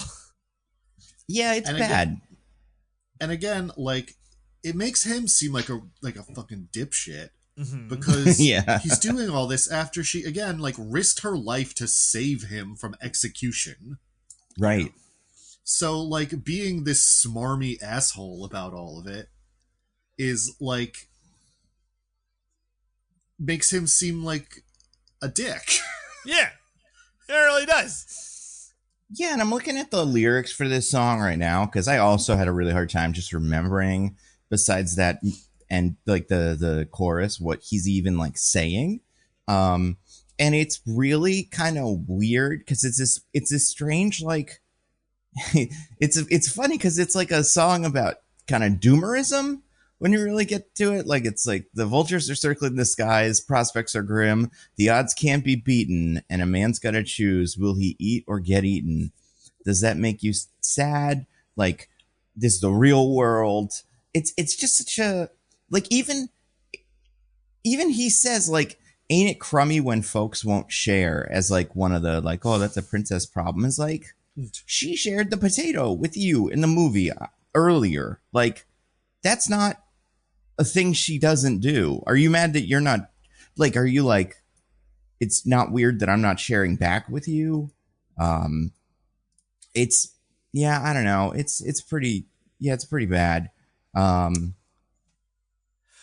I will say, outside just the context of this, like all the content being bad, I also hate his delivery, because, like, I don't know, like, it is what it is, and it's probably not. I'm not gonna put it all on him, but like, just the way that Diggins like said, like, oh, princess problems, it's like barely exaggerating how poorly it's delivered by just like an actor who's like some guy. Like, we don't even have like Chris Pratt levels of like electric state. It's like, well, Chris Pratt's being wacky old Chris Pratt, so I can't even put that filter over it. Rachel Zegler, and this is where I think she gets the A for effort. She's like doing her best, surrounded by just like bad material. But like between this and then like she has to do the whole whistle song, I assume, just in a green screen with a bunch of tennis balls around. And it's like, man, this actually was probably hard work for her. Cause like she has to put on this happy, like, oh, cause like Snow White is like endlessly positive, and like there's no point in the movie where Snow White is like, oh no, like everything's fine the entire time. So she has to like smile her way through, like, to Diggins' point, this asshole. Like, he's just an asshole. So, you know, I guess, you know, her good, him bad, material worse. I think that's where I land. And he's like a 30-year-old asshole too. Like, again, he's much older than her in a way that's like, feels like he's being cast as a 20-year-old, and it's just not, that part of it also isn't really believable. And yeah, I know I mentioned it very briefly before. I don't like his outfit because it is like a hoodie with a you know, like suit jacket over it. Even though she's wearing like a Snow White costume, it's like from Party City, yes, yeah, from Party City. But there's just nothing they feel super disconnected. I also think I found another line that I really don't like. So she says, this is like kind of a little exchange. She says, but still we have to try. And Jonathan says, well, how about we try to live? And she says, so that's it, you give in? And Jonathan says, nah, you begin to get wise because you can't fix the world baking apple pies. As if that's like, she doesn't want to do that. Like, she wants to go fight the queen and stuff. Like, I get being like, we can't beat the queen. That's a, point of view that I think would make sense for just someone to take, but not just like, I don't know. I don't like it. Yeah. Hey, guy, when she talks about the apple pies, it's a fucking metaphor for the way things used to be. She doesn't literally think she's going to fix the whole kingdom by baking pies. I think he thinks that. I think he thinks that like she's gonna, and she's like, and I think part of the other problem with this movie is because it's not a great movie. Like the Snow White characterization in it isn't great, so it's kind of just like Snow White's nice and wants to share and is friendly. So he doesn't really have anything to go with either as far as like a character flaw to bounce off of. And I think that's maybe where this like song has its maybe the core problem is that like if you did this song for like, I don't know, couldn't really do this for Moana. Who's a character who like has a flaw? One of these princesses. Character has a flaw. Beauty and the Beast. Ariel. You can do it for Ariel, right? Where she is like genuinely naive to the way of the world, and not in like she's dumb way, but just like she doesn't know what's going on way. And if in Ariel or if in Little Mermaid she tried to take over the surface world, and at some point, Prince Eric had to be like, you probably got to learn a little bit more about the surface world before you do that. But this, there's just nothing. There's just nothing here. Now let's think about it. Which princess has the best flaw? Like, who's the most deserving of a song like this? I mean, someone who does get a song like this that I think, by all estimations, people think works better is Anna in Frozen. Yeah, it's pretty good. Yeah, you know what, Anna? That's true. Anna's not bad. I would say like, and Aladdin has a similar like attitude towards Jasmine in that like I'm a cool street kid and you're not a real person or whatever. I'm like, cause isn't that one bit? I mean, they're already in love, or at least like really, really into each other, where she like tries to give a kid an apple or something. Oh, they haven't even met yet in that scene. That's like she sneaks out into, like early in the movie, she sneaks out into Agrabah because she's not allowed to leave the palace. Right. Yeah, like right. because she's a rich princess who's never been outside the palace and doesn't know how like money and stuff works. She just gives a kid an apple because he's hungry, and the merchant's like, you stole from me. So like it's a kind thing she did, but also she doesn't understand how the world works. But that's in service of like a point, right? This song is in service of nothing. It's in service of generating GIFs that people can meme about. Yeah, and it's padding the runtime, which maybe they cared about. Which definitely they needed to do. This movie, if they took this out, it would have been like too short. It was on the shorter side, right? I want to say it was like 90 minutes. Yeah. Sure. No, it's like 2 hours. Is it really? Yeah. Bummer. It's like 109 minutes, I want to say. Yeah. So, that's already like a half hour longer than the original. Yeah. And like the funny part is that they took a lot of stuff in the original out, which like I don't know. I don't think that's true. The original is it's not a lot of meat on that bone. No, but like the back half stuff. None of the back half of the original movie is in here. Yeah. It's totally re-scrapped. Well, it's replaced by a bunch of weird stuff. Yeah. There's the witch, I will say. But there's not the whole sequence where the dwarves fight the witch. Yeah. Because we'll get to it, but they factor very strangely into the finale of this in general. Anyway, all I'm saying is this is supposed to be part of I'm saying many things. One thing I'm saying, this is supposed to be the part of the song, like the falling in love part, or like enemies to lovers part. I'll say, as far as charming this princess go, this guy's certainly nowhere near our pal Joey. No. No, not at all. Joey's cool. He should have been in this. Joey He's like a would've done a little song. older, but he's also not her age like this guy is. So at this point, fuck it. Yeah. Get a really charismatic, much older man. And I don't even know if this guy's bad, this Andrew Burnap fellow. But he definitely isn't working in this. I've never seen him in anything else, but he's in that movie The Front Room, where it's like, what if a guy's mom stayed with you and she was racist and very old? No one, I didn't see this movie, but it did exist. I remember seeing trailers for it. Stage actor, so like we haven't really had opportunity to see him. Good for us. Nah, maybe he's cool. Yeah, he got a Tony for something. Oh, okay. Maybe they'll have to give it back now. Probably not. That'd be fun. For crimes. Yeah, for crimes against Snow White. He's chasing that EGOT, I bet. Probably. Oh, okay. Yeah, you got it for lead actor in a play. 2021. Well, for what play, computer? Secret play. Ask AI. It'll know. It'll make up an answer. So I clicked it, and then it gave me, in 2024, a Tony Award for Best Actor in a Play went to Jeremy Strong. That's not what we were talking about, Google. I love it. You're Google. I didn't even ask any other question. So stupid. He was in, this is like shockingly hard to, okay, 2021. Play called Inheritance, maybe? He did it on the West End, it seemed like, and then in America. He was also in Camelot.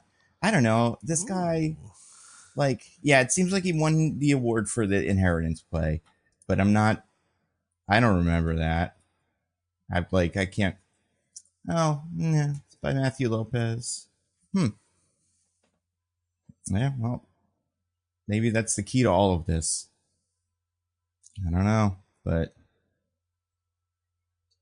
it's not. Yeah, this wasn't good. Do you think kids would like this song? No. It's not a bop. It's not catchy. Kids didn't read BuzzFeed 15 years ago. They don't understand why this song's supposed to be funny. That Yeah. too. Also, you can't make a TikTok dance off this. Yeah, so I don't think kids will be into it at all. Yeah, I think that's right. It's a shame because they had to watch it. You know, they didn't get the chance to go to this. They got tricked. And then speaking of tricked, we got some more tricky guys in this. The rest of the trickery fellows in the form of the band of guys. What are these called? The Thieves or some shit? I don't remember. Bandits? I don't know, whatever. Bandit. The Kingsmen. Yeah. Yeah. Oh, They're no Kingsmen. They're the Kingsmen too, the Golden Circle, if anything. They're the worst one. That's probably right. Yeah. So these characters were fascinating to me. Does anybody want to? Can either of you guys explain them real quick? I want to try to find a list of them. They're like, oh, go ahead, Diggins. So they're the guys in that picture that everyone saw and thought they made the dwarves just regular human people, and it's like, no, it was always these guys. And so they're kind of like the dwarves in that there's 7 distinct people, except I'm not sure all of them even have lines. They're No, so definitely nothing. not. I'd say 2 of them have lines for sure. I gotta remember scenes where 2 different ones of them that aren't Jonathan speak. Besides that, anybody's guess. Yeah, presumably they all have some wacky personality trait, but we don't know what most of them are. Yeah. Yeah, it's because there is 7 of them, including Jonathan. To be clear, well, there's 8 of them, including Jonathan, right? Oh, really? Yeah, there's 7 of them without Jonathan. Oh, I couldn't even be bothered to count. That's how little they matter. So I'm not positive about this. So here's my guess at which ones were. I mean, looking at the names, this has to be them. Quig, Farno, Scythe, Finch, Maple, Bingley, and Norwich. And I recognize some of these guys. So these were like 5, or like I said, 7 guys. Men, women, whatever. Black, white. This is a real, what's it? It's a small world after all of and in guys. case you were worried that it wouldn't be mildly confusing. One of them is a person with dwarfism. Yes, so that part is quite Man. troublesome. Yeah, they were so close. I They mean, were so close. they were, and then so this actor, by the way, because I looked him up, he's the guy who plays, besides other stuff probably but not as high profile, he is King Robb Stark dwarf in Game of Thrones when they do the little play to antagonize Sansa. So he's that guy. Remember that? Yeah, I do remember that. Yeah. So there he is. I don't know. This is then there's a bunch of them, and they don't have don't have any consistent aesthetic. It's just whatever. Do you remember what one of them has as his character trait? Speaking of the character known as, what is that? Quig? It is Quig, yeah. Oh, Is he's this the crossbow man. Crossbow man, yeah. Master of the crossbow, you guys. wow? That wasn't the same as the dwarf character. That is a dwarf character. That's Oh, Quig. it is a dwarf character. All right, Yeah. I'm sorry. Well, they didn't want to make his character trait Right. is a dwarf He Yeah. has right. for several reasons. He has crossbow. No, I got it. Right. So I don't yeah, remember he introduced these other guys, man. That's it. No, because that really is the only one. I remember so there's Quig, and then there's the woman that I think Quig is kind of interested in. That's And that is Maple. Right. And those are the only two I could even kind of if you had me draw them, I kind of come up with a idea for them. The rest of them, I don't know. I don't think the others even ever speak. Yeah. And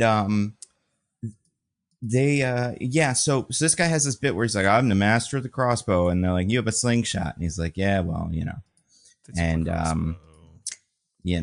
it's like cool.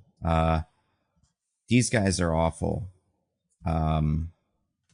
They really hated them. Did you guys hate them so much? Which was worse, them or the dwarves? These guys, right? The Well, dwarves are at least the dwarves. That's tough. Yeah, it's tough. It's hard because I the know. dwarves are characters in the movie, so Mhm. they have that going for them. But looking at them makes my eyes want to melt. So there's Right. that. Yeah. But yeah, Did these you guys, have there's one no dwarf- reason.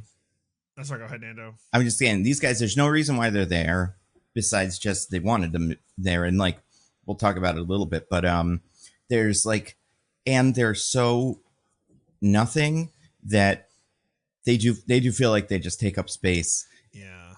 And they're not funny or interesting. Whereas at least the dwarves, to be fair, to their eternal credit, they have their little name, and then it's that one sneezes and stuff. So you can at least enjoy a gag where they're all in a room together, and it's like, oh, Pepper's gonna make that one sneeze. But with these guys, it's like crossbow man, one that he's kind of into, and then 5 others. Yeah. Who gives a shit? They all like to dance around. Also, I don't remember if this is fact or not. They could be like a band of traveling actors or something. Right. That is said at some point that they're actually just actors who got who were supposed to get arrested for putting on a play that's like The Queen Sucks. Right. And now they're just pretending to be bandits, essentially. Except they are stealing things, so I guess they're not pretending. Yeah, they're just full-on bandits. Something that you seem would get you at least as high a profile as, Queen-related crimes. Yeah, it's when this gets brought up, it's like, well, they're just pretending to be bandits. They're really just actors. And it's like, oh, so they don't really steal anything? No, they do steal things. It's like, okay, so what? They're not real bandits unless they were unless they their job description beforehand was bandit. What are you saying? They weren't part of the guild. They weren't That's true. Yeah, unionized bandits. It's like, oh, these are filthy scabs. They're not true bandits. Oh my god. Yeah. DJ, you were saying something about the dwarves at one point. Did you have one? I only had one that didn't make my eyes melt, and I'm like, I think this is okay.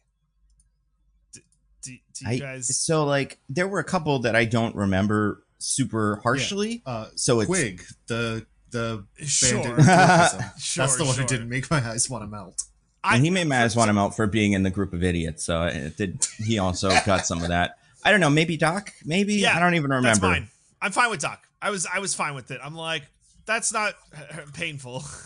It's reprehensible for other reasons, but it wasn't painful. So once, yeah, some of them I just think their like design, their original design thingies made them feel like some of them had wider heads than others, and some of them had wider bodies than others. Mm-hmm. And it seems like Doc won the wide head, wide body that made him just like kind of work visually better than certain other ones that had thin head, wide body, or wide head, thin body. I do think there's like Or Sleepy is probably nose. fine. Yeah, the nose thing was tricky. So I can't even tell these two apart, but there's one with the nose that I think made him kind of bad. And then another one, I don't know, they all suck. Yeah, that's another thing that sucks. It was the least bad contest. I agree. They do all suck. No, and you know what else sucks? You really can't tell them apart. And like maybe this was kind of a problem with the original Dwarves, where if you just showed me Sleepy without him falling asleep, I'd have a hard time picking his character trait out because it's just like he kind of looks like Doc or whatever. But with this, you got to we're doing it again. So give them all different colors or something that are really specific to their thing, or like reimagine them a little bit so that you see him and then you immediately go, oh, that's the Sleepy one, because he's got, in every scene he's got a pillow under his arm or something. But yeah, they didn't do that. Heaven forbid they take a risk. Yeah, well, this is my thing with this one, and this is my conspiracy for this movie. I think these were the dwarves at one point, the group of bandits. I do think the bandits, I think the dwarves were reshoots, and I didn't believe that originally because I was like, no, it was both. And then when we get to the end, I'm like, well, where the fuck are the dwarves? They should be a part of this, right? If they're the end. And then it's like, yeah, because they were never in the end. And they couldn't reshoot that because that had all the actors in it. So they had to get Rachel Zegler back for this part to do it. Because everything with the dwarves is completely unnecessary. Like nothing in it matters. Whereas the bandits don't matter, but they do show up again in a way that's like, right, there they are. And I could see a world where the picture of the bandits came out and people got mad because it's woke. And then they went, you know what, we'll put the dwarves in. And maybe they give animators excuse. That's why they look weird, is because they didn't have all the time you would want to, put that through a million focus groups and figure out that it's scary. But I mean, I don't blame the animators for this. The reason it looks horrible is because it's a bad idea. Yeah, this shouldn't exist. Yeah, it is a bad idea. Yeah, and that's the other thing is like the dwarves just like we've already said a bunch of reasons why the dwarves don't even kind of fit into any part of the story, like the gem thing. The dwarves have no connection to the other gem motifs. It just feels very. Like I know this movie did go through some reshoots too that were somewhat significant. A Disney movie went through reshoots, but like this one went through. I do think this went through like big reshoots. What, a Disney movie? No. Okay. This might be even worse. 3 sets of reshoots, and the movie might have cost $350 million. Now that stuff's always hard to like figure out. But. A Disney movie was really expensive and had a ton of reshoots? I know. It really... I gotta hope that the rest of the movies this year... And I do think the rest of the movies this year will make money and just have been, like good from the start. Like, I think Lilo and Stitch is going to make them money that is going to maybe offset this in the same way that I think Thunderbolts is going to make them money that's going to offset Brave New World. Right. They started with 2 big, fat reshoot like pumpkins, although I guess Brave New World probably made its budget back, but yeah, this I don't know, it was stupid. I don't know, what did you guys think of these guys? Do you think these guys could have been the dwarves at one point?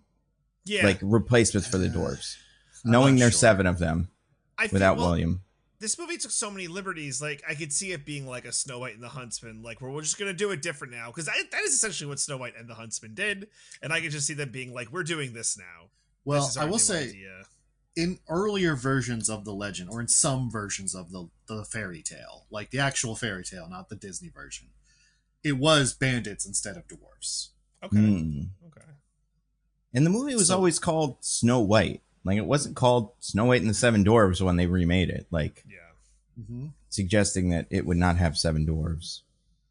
And having one person with dwarfism feels like the kind of, like bargain you would strike with the people, everybody pretty much. Is like, we have one real dwarfism person, but it's not all dwarves, so it's not, turn them into fantasy trope, but it still is not that. I don't know. I mean, I don't know what you do in this scenario besides not make it, but Yeah, I was about to say not make it. You pass. You take a pass and you make.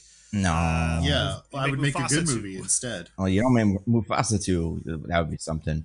I feel like, yeah, there's other ones. We've talked about it, like ones that equally have problems. Like, we're getting into Princess the real problems. problems with their princesses. Yeah, like, we're getting into the real thorny ones where, like, they could remake Pocahontas for live action if they wanted to. They could remake. I wouldn't. They could remake Hunchback of Notre Dame live action if they wanted to, but then they'd have to figure out what Esmeralda is, and like we'd have to go through a lot of stuff. CGI the Hunchback. Yeah, do you get a real Hunchback actor? Like, it would be a whole thing. So like, I could see a world where they were like, this is the least best. I mean, obviously it should be Hercules or like, Emperor's New Groove or one of the ones people like, but beyond that, Well, they're doing Hercules with TikTok dances. That's what they say. I'll believe it when I see it, because that one has been in development for quite a long time. I started watching the Atlantis movie the other day because I was like, people say they like this movie. Was this any good? And I got bored after about 5 minutes, turned it off. But I feel like it probably gets good when he goes to Atlantis. But when he's just one a of those bumbling, movies that's like a really solid 7 out of 10. Yeah. And then some people it like really hits for. So it's like people that I don't are think those horny people for are the wrong, blonde lady. or they're horny for the blonde lady. She oof. The blonde blame 'em. Nazi. Is she a Nazi in it? I didn't get that Well, far. no. Oh, They're, okay. they're Americans, but they're authoritarians. Right. Yeah. And she's like, And I think as we've learned a lot this year and many years from now, you can be American and be a Nazi. that's true. And if anything, she'd be like a proto-Nazi, right? Because that would take place before the Nazis existed. Yeah. It does. So, But yeah, so anyway, it's one of those movies where it's like some people really love it, and I'm like, I see why, and like I don't think you're wrong, but like for me, it's a 7 out of 10. do you remember her first line in that movie, in the Atlantis? It's the sexiest line in any Disney movie ever, I think. I'm gonna step on you. Oh no, that'd be pretty good. She says, she's hiding in Milo's apartment. He turns his apartment light on or something, sees her, like Nick Fury in that Spider-Man movie, just sitting in a chair. But not because she's an old actor who doesn't want to stand up, because she's cartoon sexy lady. And then he says, "Who are you? How did you get in here?" And she says, "I came through the chimney. Ho, ho, ho." But in like just an incredible read on that line to make it not sound like the stupidest thing you've ever heard. I was pretty impressed. But yeah, anyway, that movie is interesting. Not surprised they didn't remake that, but like maybe someday. It was like a big flop, I think, financially. Yeah, but That's not stopping. maybe this one will be good, right? So yeah, Right, but they're remaking movies that were huge hits. that's true. Sure. And also, this is very much just Avatar, and also that Black Panther movie. So you can't really do this again in live action because people kind of remember those. Anyway, this shitty one, Snow White. Okay, so then there's a big fight. Snow White uses mirage powers to beat the guards. Remember that? That was pretty weird. That doesn't happen in the original, right? No, I don't think she ever uses her mystical connection with the animals to trick guards in the original. No, I had a little. So this note here was just Snow White level 9 druid. Yeah, she is. She could probably go get some bears and just like take over the kingdom with her connections to the animals. Also, the reason why this fight was really stupid, looping back to our hey shitty guy singing princess problems, she's like, all right, the queen's guard's here, I'm gonna take care of him and you're gonna run. And so it's like, I can't do that. I don't know. I'm giving her this. You can't do that. You can't leave. blah blah blah. And he's like, no, this is my duty. And I think he says something like, we don't fight fair or something like that. So she runs. Yeah. He like jumps up and he's like, the princess is gone, or some stupid shit. And they're like, we're gonna fucking kill you. And then he just like jumps down, and instead of trying to do some clever ambush, they just do like a full-on assault with like the 5 bandits against the 30 knights on horses. And they don't even have like swords. He like picks up a stick and he's sword fighting a knight with it. It's really horrible. Stupid. This is horrible. If Snow White wasn't there to use her level 9 druid powers, they all would have died horribly. Would have had horrible, gruesome deaths. Yeah, this really does feel like in the original version, Snow White was such a good person that, and so like kind and musical, that the animals would sometimes, like, kind of sync up with her. And in this, she's an X-Men who has the power to control nature, and she can manipulate that when it's convenient for her. Like it's like a superpower. Who is the X-Man who does that? Nature Girl. And she became a eco-terrorist and then became, what was she, Chaos Girl or something? She was pretty cool. Nice. The other one that was this is Magneto's daughter in that X-Men movie, the worst one, where they kill her by shooting an arrow through her and her mom. Yeah. Oh, yeah. When that guy who's very loosely holding a bow and arrow lets go and it zooms forward with the force of a train. A bow and arrow with no metal on it, so like just a big stick, really. But like, yeah, and the arrowhead can't be metal, right? Nope, so, no arrowhead at all. What is it made out of that it can pierce through 2 human bodies? Carbon fiber. The Nazis, or not Nazis, I guess, because at that point it's like post-Nazi Germany, but they had carbon fiber. I think it's what Iron Man usually uses. Germany. That's true. It is Poland. Yeah. But yeah. So there's a couple X-Men that is. But Nature Girl, I would say, is the best one. Armageddon Girl, that's what she started calling herself. But hell yeah, yeah. There was a what else was weird about this fight scene? Oh, but then in this fight scene, Jonathan does get shot for some reason, right? Well, because one guy, after they win, there's one guy left aiming a crossbow at Snow White because they're trying to kill her, and he notices and pushes her out of the way. Yeah. Like a good little boy. That's right. He did a good job. He did good job. And then for me, I'm like, oh, is this like the Apple thing? Have we switched it? Where instead of evil poison apple killing Princess, it's, Princess Problem's boy. And then she has to kiss him back to life or something. But then they didn't do that. Oh, that'd be good. Would it though? Would it? It would be something, but I don't know about good. Yeah. It would be. That's a fair point. Yeah, it'd be different. It would be interesting. It'd be something. But then she goes back to the dwarves, and then they have to do surgery on him. Doc does surgery. Yeah, she's like, I know a doctor, and they get there, and Doc's like, I'm not a. Hey, that's just my name. Hey guys, I think we misunderstood here how this works. But like, yeah, and also he's like, I'm really smart and I have gemology powers, and kind of be Remember like, how okay. Our hands glow when there's gems around, and so it's like, will that come up again? And he's like, no.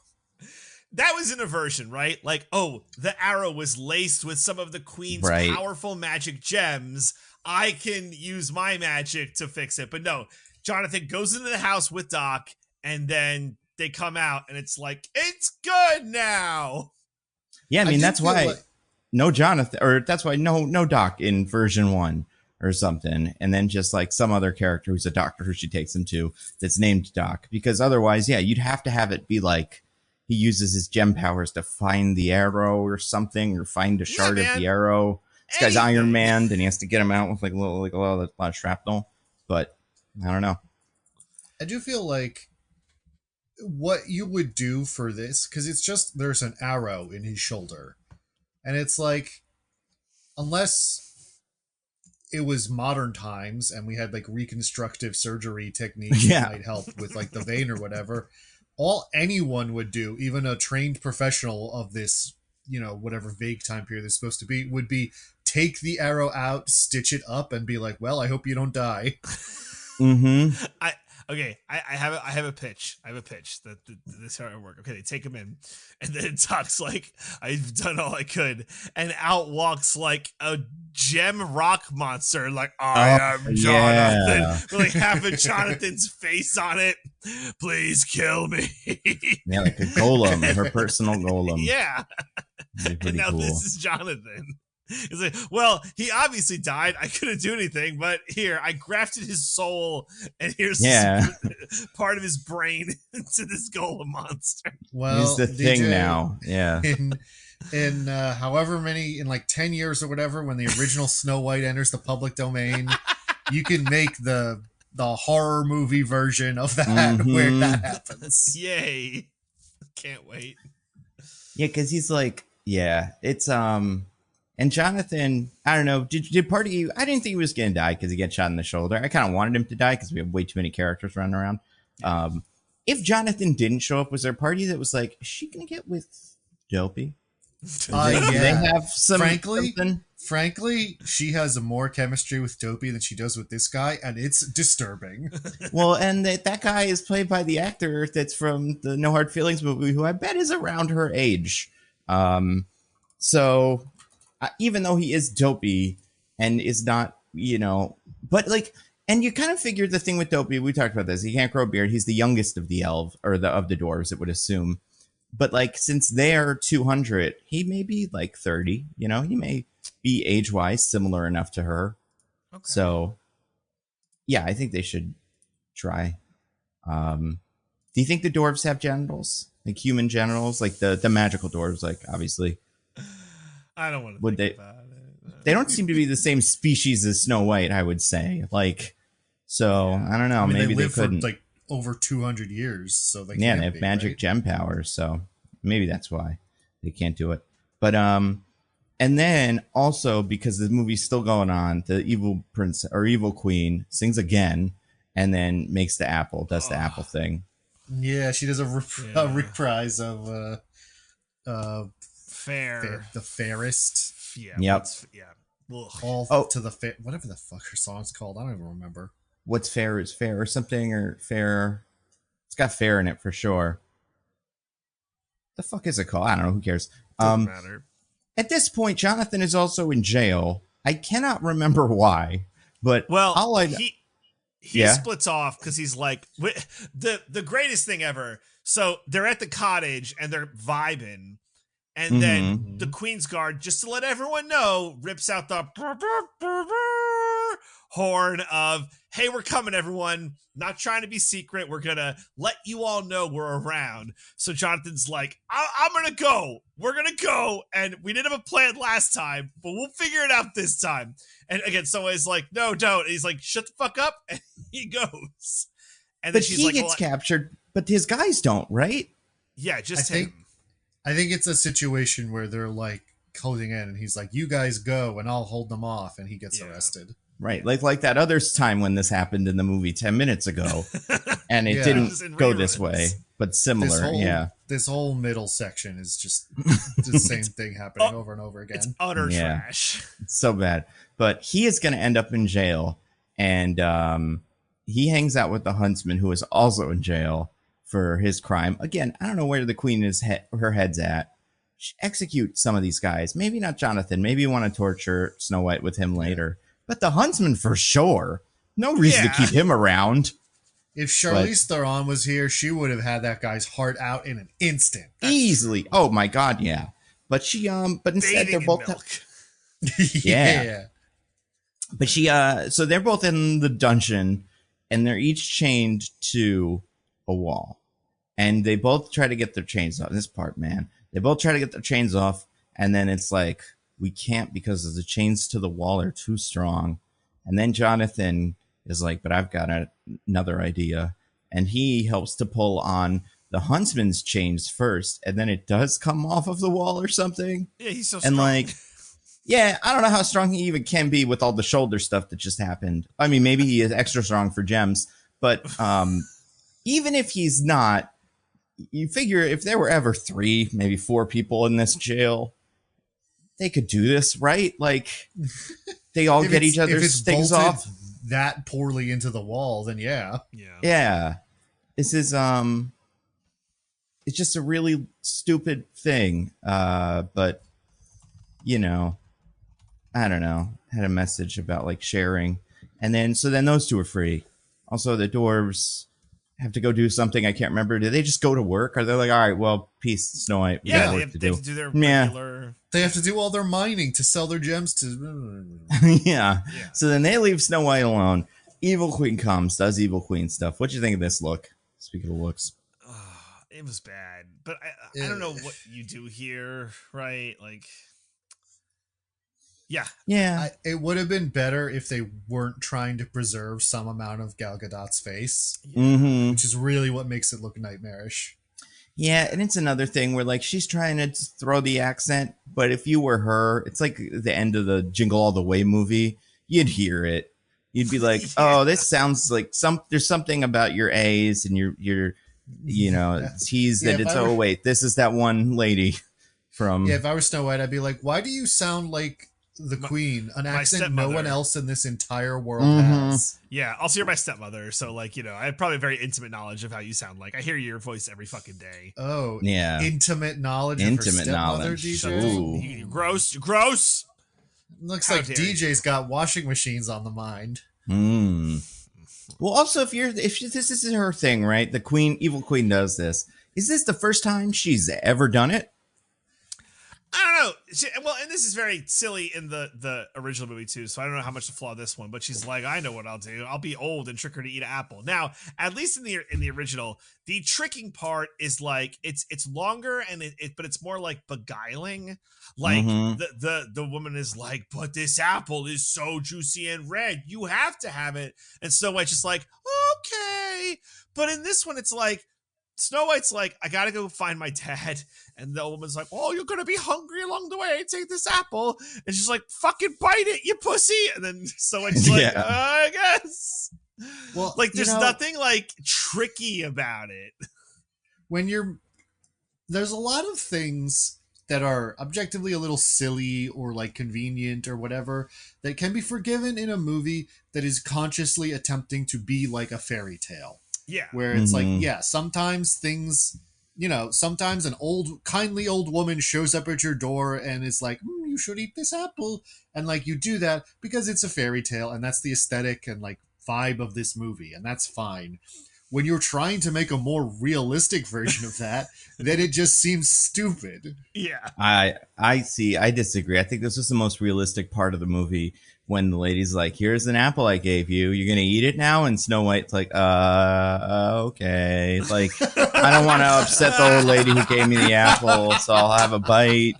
Good apple. All right, I'm going to go. Like, she definitely would throw that apple away when she got, 10 feet. But like, I feel like even Snow White would be like, I think I could take like a couple bites of poison just to get out of this situation, assuming this might be one of those poison apples that I imagine the queen has used before or at least mentioned.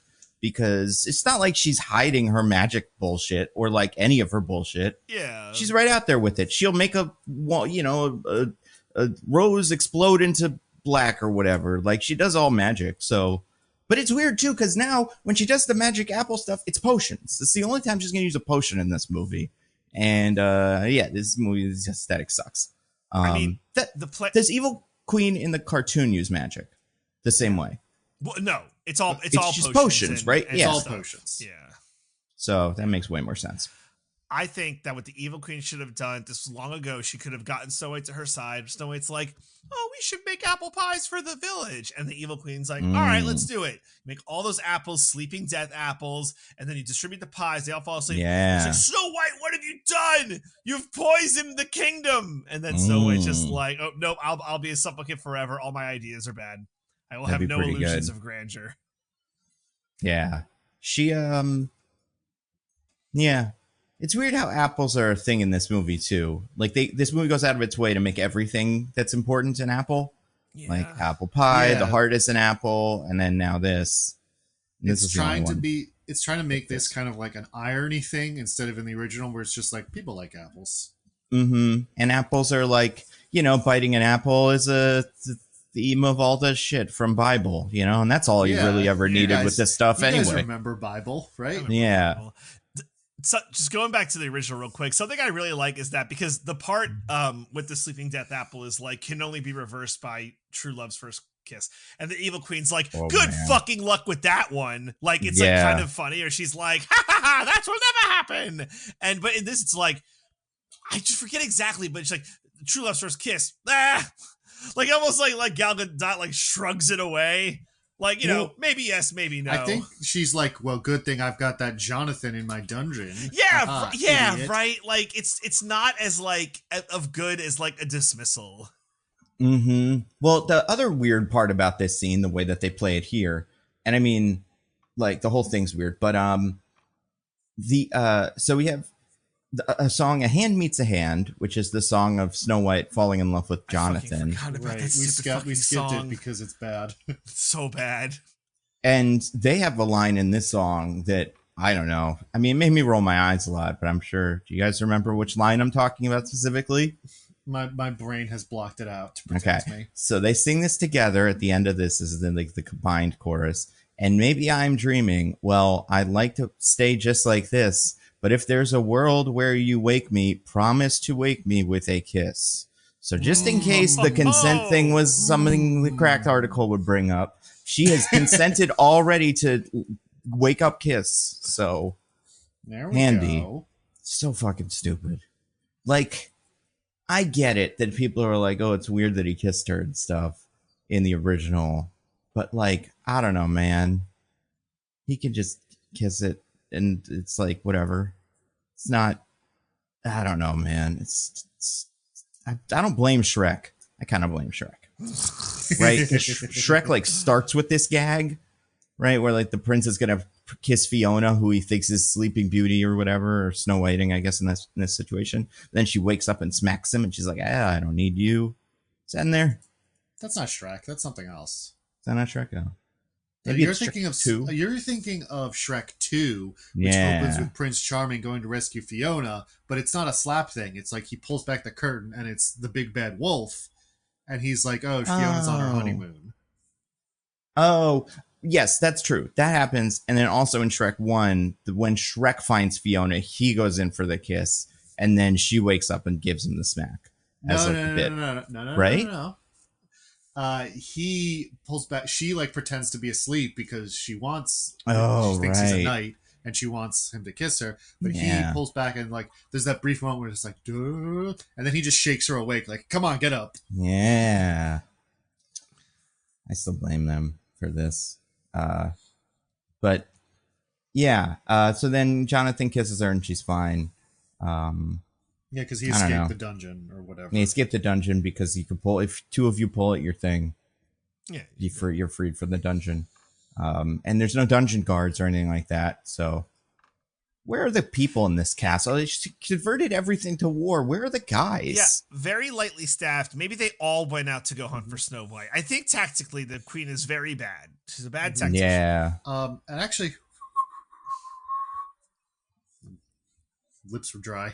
But the bird showed up anyway, and I have a little message here attached to this bird's talon that says, "Never mind the dad plot," because as she's poisoning Snow White, the queen is like, "Ha ha ha ha! I've poisoned you. Good job. By the way, I killed your dad. He's not out there. Goodbye." And This feels like a rewrite or a reshoot thing where it's like originally the dad was supposed to be alive. And so they had all this stuff about her going to find him and the huntsman not explaining what happened. Mm-hmm. And then they decided to drop that. So they just in this one scene had Gal Gadot go like, also he's dead. Yeah. Forget that plot line. And then it's a good idea by the movie, I think. And because the movie at this point, the movie's like, we're done. You know, we got to get that plot line out of the way because we got one more scene. In my estimation, this is where the IMDb summary starts. Yeah, pretty much. Like, oh, okay.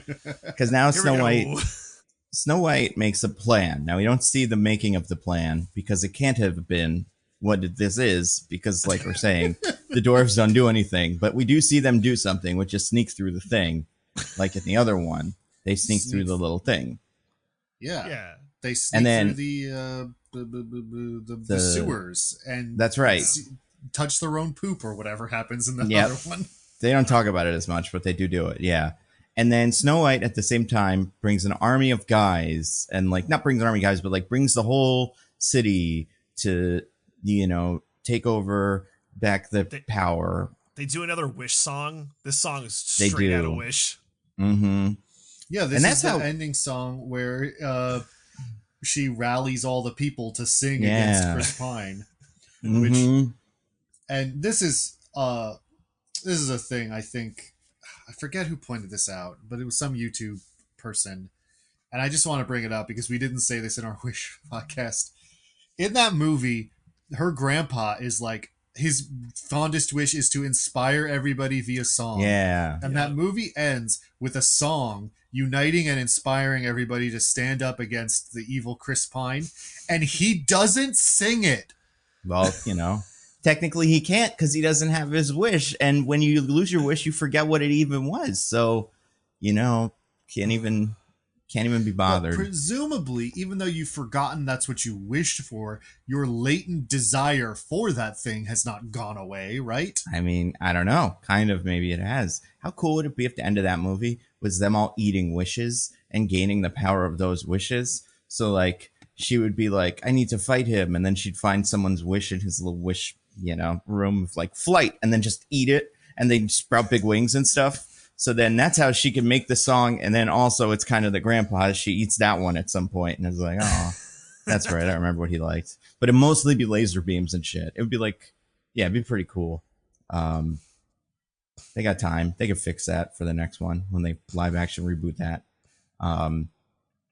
But then instead of that, they just all walk up to the thing. But then the guards are there and the evil queen's like, hey, it's Snow White. Fuck off, Snow White.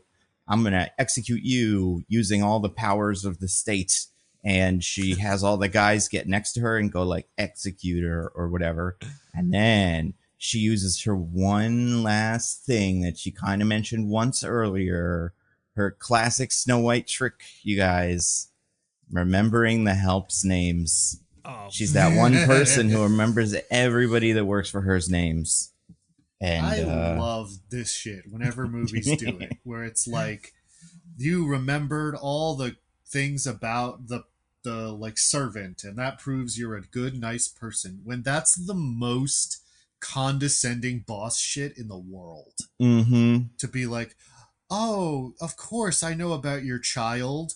And like, if you try that shit with your janitor at your office or whatever, he's gonna be like, fuck you, okay? Mm-mm. I know you don't actually care and you're just trying to be nice to me or what. You're just like trying to connect to prove you're a good person. I don't Right. give a shit. Just let me do my job. Well, no, you'd be like, oh shit, Diggins is the real CEO. Like, I need to, you know, oppose the current CEO who doesn't even know my name. But yeah, and it's set up with a thing that I'm sure we didn't mention, where at one point Snow White's like, I remember people's names. Dad or mom or something told me it was good to do that. And yeah, right, because she remembers that when she's talking to Sleepy, that because when she is like, you're all the dwarves in order. And it's like, all right, I get it. You're on the spectrum, Snow White. You don't have to make it your whole thing, you know? Like, that's kind of how it's Christ. presented. Listen, you know, there's nothing wrong with that. It's just like, she's like, I know all your names forwards and backwards. Okay, cool. Good. Yeah, You know? what are your opinion on trains, Snow White? Just out of curiosity. Yeah. Now, if you think if Gal Gadot had come out and been like, I also know him. Here we go. Jeremy, Steven, Ashley. And then they would have all gone, fuck, we really don't. Yeah, this is a conundrum. Quick, what's my daughter's name? And they would have had little Jeopardy quiz. Yeah, frankly, remembering things is really a morally neutral trait. Yeah. Well, I guess if it would have been the other way, if the queen goes, wait, I know people's names, and just like gets them all wrong, and they're like, oh fuck, you hate it when your boss like just doesn't like personalize your work with you. You know, work is work, but still, like, I'm a person. So That would be great, actually, if they set that up earlier, where the queen called everybody buddy or something, and really worked with her. Come over here, champ. Bring me my goblet of wine, kiddo. Or she would be like, all right, I need, and there's like a bunch of guards, and she just point like, you, get over here. But yeah, she doesn't know the names. Well, she meets her untimely end. Well, yeah, she doesn't know anybody's name, so they're like, you know what? It's actually we liked doing all of this apartheid or whatever we were doing. I don't know what you would even call what they're doing here, but we loved subjugating the peoples. But now that we think about it, because of the names thing, it's actually not so good. And then the evil queen is like, well, you know what? I'm gonna still stab Snow White because the movie's still going, I guess. And she first in this part, wow, she manifests a big diamond sword like Hela, but like a diamond one, and hands it, or dagger, I guess, hands it to Snow White, and it's like, fine, you kill me if you're gonna kill me and take over the kingdom. It's like, has that ever been Snow White's deal? What if she was just like, yeah, okay, I get it, like it's medieval times or whatever, stab, like you keep poisoning everybody and stuff. I can't have you be around. Did you see how easy it was to get out of the dungeon? What do you expect me to do with you? You fucking poisoned me. I hate you so much. You killed my dad. You're not even from here. Like, what were you gonna do? Give you back to the guy? Like, yeah, you're not gonna learn. You're the evil queen. But anyway, she's like, I don't want to kill you with the dagger. Also, don't even fucking touch the dagger, Snow White. What are you, out of your mind? She just poisoned you 10 minutes ago. But whatever. So she hands the dagger back to the queen, I think, and is like, I'm not gonna kill you. And then the queen's like, all right, fucking fine, and raises the dagger over her hand. But what to our wandering eye does appear but Chekhov's crossbow bolt. And then the guy's like, I'm Quig. Yeah, I'm Quig, master of the crossbow. And you're like, oh, what about the dwarves? Where'd they go? And they're just not there for the whole end, except then they're in the palace when the queen tries to retreat. And I feel like the queen reacts. She like underreacts to whatever they are, you know, considering it doesn't seem like people even know they exist. She's like, oh, fuck those things. I feel like the queen would see those things and go, the old gods. No, you're back. Like, this is something only I know about from the Arcana, but whatever, I guess not. So then it's the end. I think Snow White fixes everything or something. I don't remember. How does this book end or movie end? The evil queen does meet her untimely end. Let's not forget. How does she? This? Oh my God, I did forget this. Yes. So the evil queen goes to use mirror powers. Briefly becomes Kingdom Hearts. Yes. So yeah, evil queen goes to use mirror powers. Like we said, the mirror kind of was the mirror from the cartoons for most of this. But then it gets broken and then becomes like you're saying, like it. Yeah. Yeah, she asks like the mirror on the wall, who's the fairest of the all, and then the mirror drops some hard knowledge. It's like, listen, you, because Snow White is so kind and she has inner beauty. She will always be more beautiful than you because true beauty is what comes on the inside. Yeah, the mirror is like, remember how this was subtext in the original? We're making it text, baby. And the evil queen's like, can I reform? And the mirror's like, no, people don't change. You're going right to hell. Well, so then, I mean, the queen doesn't say that, but I do think the mirror's being a little harsh. But Snow White is around for this, but doesn't like really have much to do. But the evil queen gets sucked into the mirror, and we see very briefly. She breaks it. She's mad at it. Yeah. And then gets sucked into the dark void and turns into black glass or something. She goes into the shadow realm. She turns into the things that the evil knights are made of in Snow White. Yeah, and the first, and the other one. And then maybe this is maybe she is the magic mirror that Charlize Theron is using in that alternate universe. Shit. She's sucked into the mirror dimension and becomes a mirror entity. That seems quite racist, considering the voice she puts on as the alternate mirror dimension. But hey, you know, we didn't say she was a good person. She's like, that's how she disguises herself too. She's like, I'll make it seem like I'm a black man, but in reality, I'm Gal Gadot. Everybody's like, we don't buy it, but we don't know what Gal Gadot is yet in 2010, so We're just gonna kind of let this one slide. Yeah, and the mirror dimension is like its own dimension and stuff. It's like a little Doctor Strange portal kind of thing. Yep. It's fucking really insane. And this has not even kind of been even mentioned. So the queen has like 8 different kinds of magic, including this.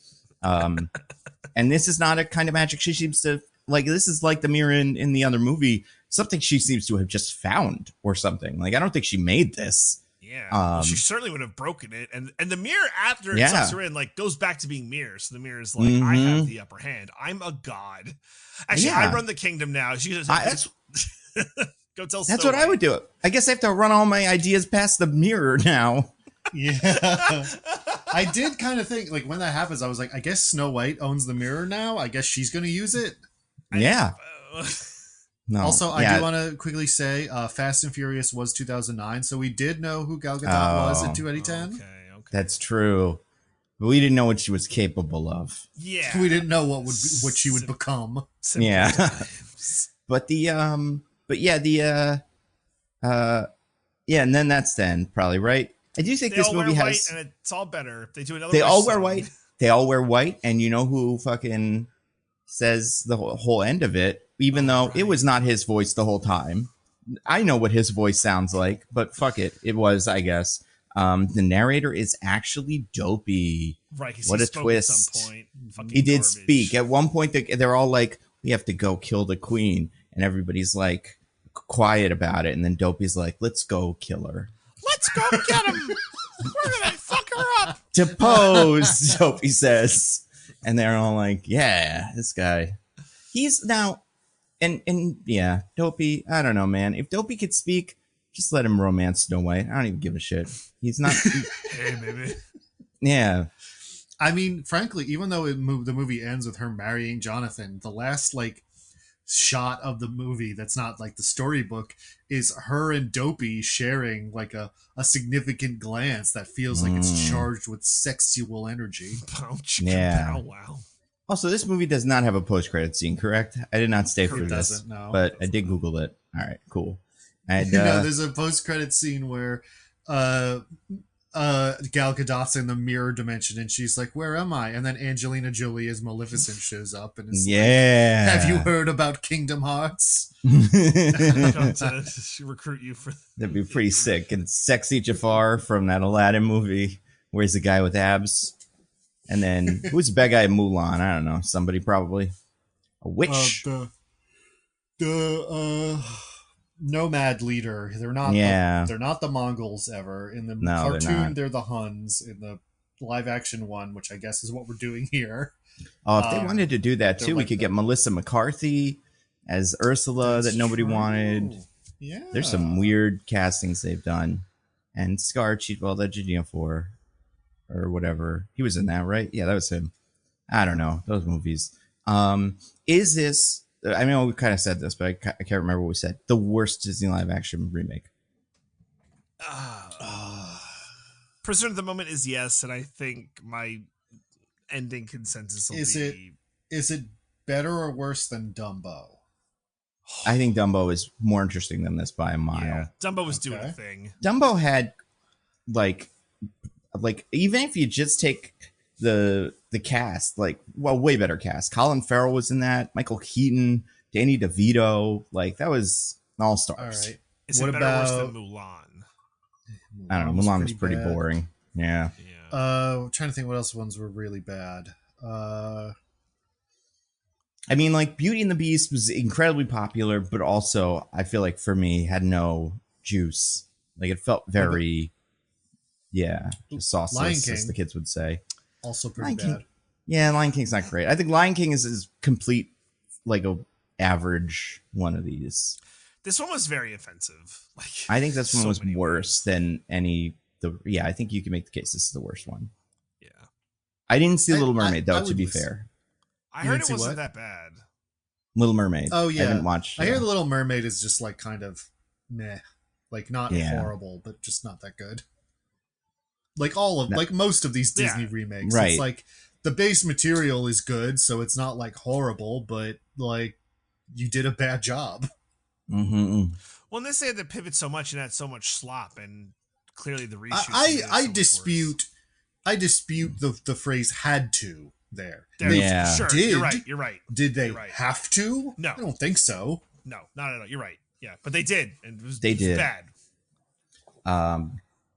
Do you, I mean, we're definitely not going to get a Snow White 2. Do you think they ever do a Kingdom Hearts kind of thing where we'll ever see this version of Snow White again? There's no way. No, because that would require some amount of originality. I mean, but I don't, maybe it'll just be Kingdom Hearts. Maybe they'll just do the movie of that. Although I bet Snow White's not in the, is he in the first one? No, Snow White. Yeah, I don't think so. It would sooner be a TV Well, show. Snow White is, but there's not a Snow White world, and the Queen doesn't show up. Okay. Yeah, TV show would make sense, but then that's too low rent. I don't think they can justify it. Get away with it, yeah. Also, Yeah. there's the fact that the Kingdom Hearts story is complete nonsense that doesn't like work at any way, shape, or form. Yeah, stick to one, keep it vague. It's Yeah. probably fine. How dare you? Just past that. Mm-hmm. I think it'd be pretty cool. I think, I don't know. I think crazier things have happened. I think we're going to get a Super Smash Brothers movie in our lifetime for sure.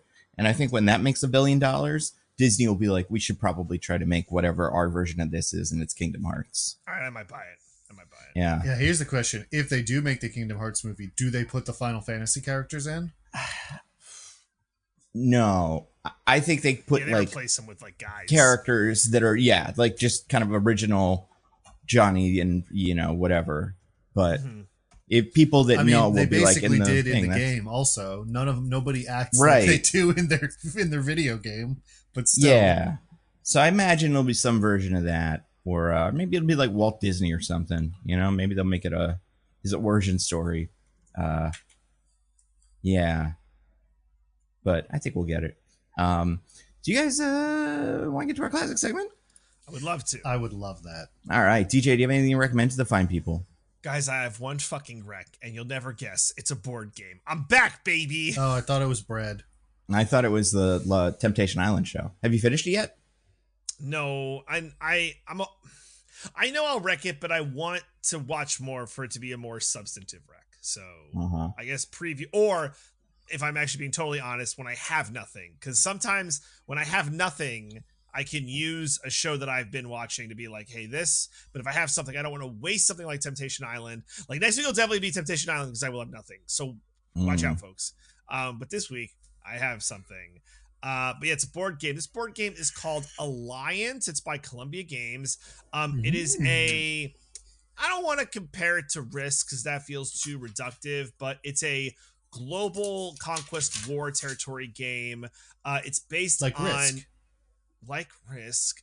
It's based on the Napoleonic era, so I think it Like covers, Risk. Like Risk. I think it covers like 1805 to I think it goes all the way up to 1814, I want to say. And so like you pick one of the countries or regions, so you could be the Brits, you could be the French, you could be the Spaniards, you could be like the Russians or Prussians, right? And one of these guys. And it is an invasion. It is a dice rolling game like Risk, but I think where this is a bit unique is it has what's called the Columbia block system, which is like a system that these guys kind of came up with, and the units have like health that you can like upgrade or degrade, and you can never permanently lose your units. You're never permanently gone from the game, and the game doesn't rely on wiping out everyone. You just have to get the most points. So there is a clock on the game. It's still long, but like you're never totally crushed, essentially. The standard board game comes like your standard board game. They do have available for purchase, which I would not recommend because it's so expensive. A 44-inch by 64-inch neoprene map. That's huge. I did play on this because I don't own this. The guy who does own it like had this map, and it is like cool, and the material is very good. I'm not a big war game person, but I found this enjoyable. The system itself is like simple to execute, but it takes a little bit of time to learn. And the strategy is like very complex and who wants to be the aggressor. There's also like a diplomacy system, which is interesting because that's another route you could go. It's not like total war, but it's kind of total war. But like that is a route you can go.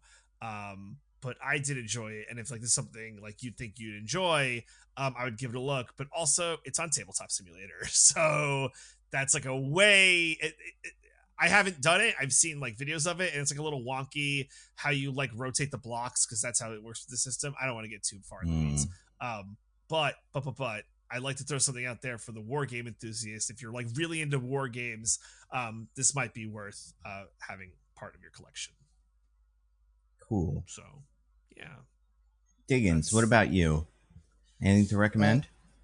I do. I watched a couple movies that I'm just going to go through real quick. First of all, I watched. I went out to the theater to see Black Bag, the new Steven Soderbergh movie, which is great.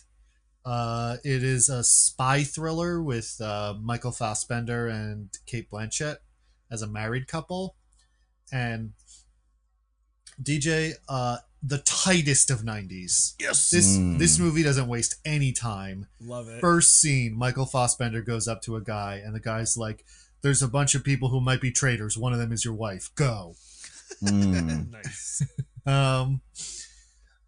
So it's about Michael Fassbender is like doing this investigation to find out, because they work for MI6. They're British spies. And so they're trying to find out who might have like leaked information and this like very deadly device to terrorists, basically. I don't want to get too into the weeds on it. And so it's all about him like playing these mind games and, you know, trying to provoke all of them, including his own wife, to see who may have been the traitor. And it's very much about like, it's remarked upon in the movie where they're like the only two people in the spy game who are like have a relationship and are married and like have a good relationship. They don't cheat on each other. They like are very devoted and loving. And so it's kind of part of the movie is like how much of that is like real and genuine, and how much can they actually trust each other because of what they do. It's really, really great. It's very well structured. It's almost kind of like murder mystery-esque in the way it sort of just like slowly reveals this information that then later, like, you know, when you realize what was going on, it all takes this different cast. Including having the classic parlor room scene at the end with where everything gets revealed. Great movie. You should definitely see it if you can. I don't know if it's still in theaters. It was already kind of winding down when I saw it, but if it is, you should go. If not, it'll be on VOD soon because everything is, and you should watch it there. Also, on a completely different wavelength, I took my niece and nephew to see The Day the Earth Blew Up, which is a Looney Tunes movie. No, it's not. Doesn't exist. How dare Looney you? Tunes doesn't exist, but they made one more movie before they disappeared it.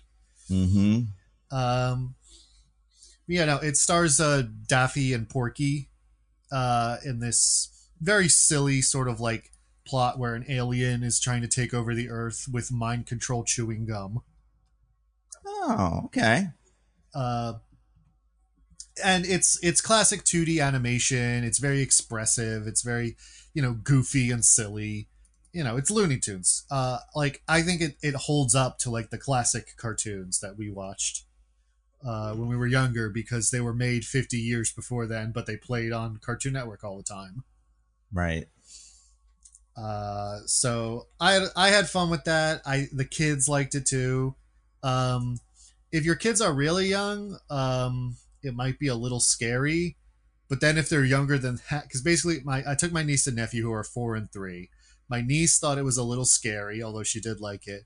My nephew didn't follow what was happening enough to find it scary, but there were times when Daffy like tore off his feathers and he laughed and said he's naked. So nice. You know, I think it's good for kids. And yeah, I had a lot of fun with that. So I think that is also well worth seeing. Also, probably not in theaters anymore by the time you're listening to this, and definitely won't be on Max because David Zaslav personally hates the Looney Tunes. Looney Tune killed his mom or something. I don't know. Which one do you think did it? Gossamer. I think it was Gossamer. Oh, Gossamer. See, then I feel like it has to be Bugs, because otherwise, David Zaslav would love the Looney Tunes who are constantly trying to explode Gossamer. I feel like it has to be one of the core Looney Tunes did something to maybe one of the core Looney Tunes is his parent. Like Bugs is his dad who skipped out, and he's always been like, where were you instead of being with me? You were with these Looney Tunes. Or maybe Bugs is his mom and Elmer is his dad. Yeah. And he's like, Bugs, you tricked. Like, I came from this fucked up situation where Bugs tricked my dad. Yeah, Bugs in a little wig with a purse. Classic Bugs. He would do that. That's what happens. Could be. Yeah. Well, that does sound like fun. In fact. Yeah. Yeah. Well, what about you, Nando? Do you have anything to rec? 2 shows. I finished Temptation Island because I loved it. I'll wreck it. I think it was great. The people on it are insane. They got all kinds of people. Some are worse than others, so that part's fun. And I know we talked about this a little bit last week, joking. I think Mark Wahlberg is a pretty good host. He makes the Lachey's look bad at their jobs. And he does the bullshit therapy stuff, and he's not like, it's not good, but it's a little bit less stupid because it's so basic, and he's not trying to like prove, like, I think the thing about Temptation Island that's good is it's a trashy game show that tries to play it a little bit more. Like, it has this guy come on and be a little bit more like, so what are your feelings about that?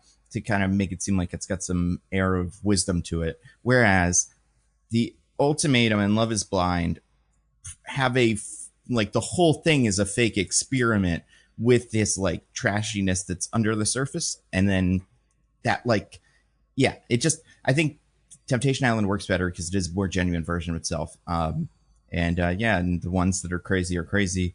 Also, who's still with who at the end, looking back, like, because you can find out where they are now. Weird. I hope they do a reunion special or something.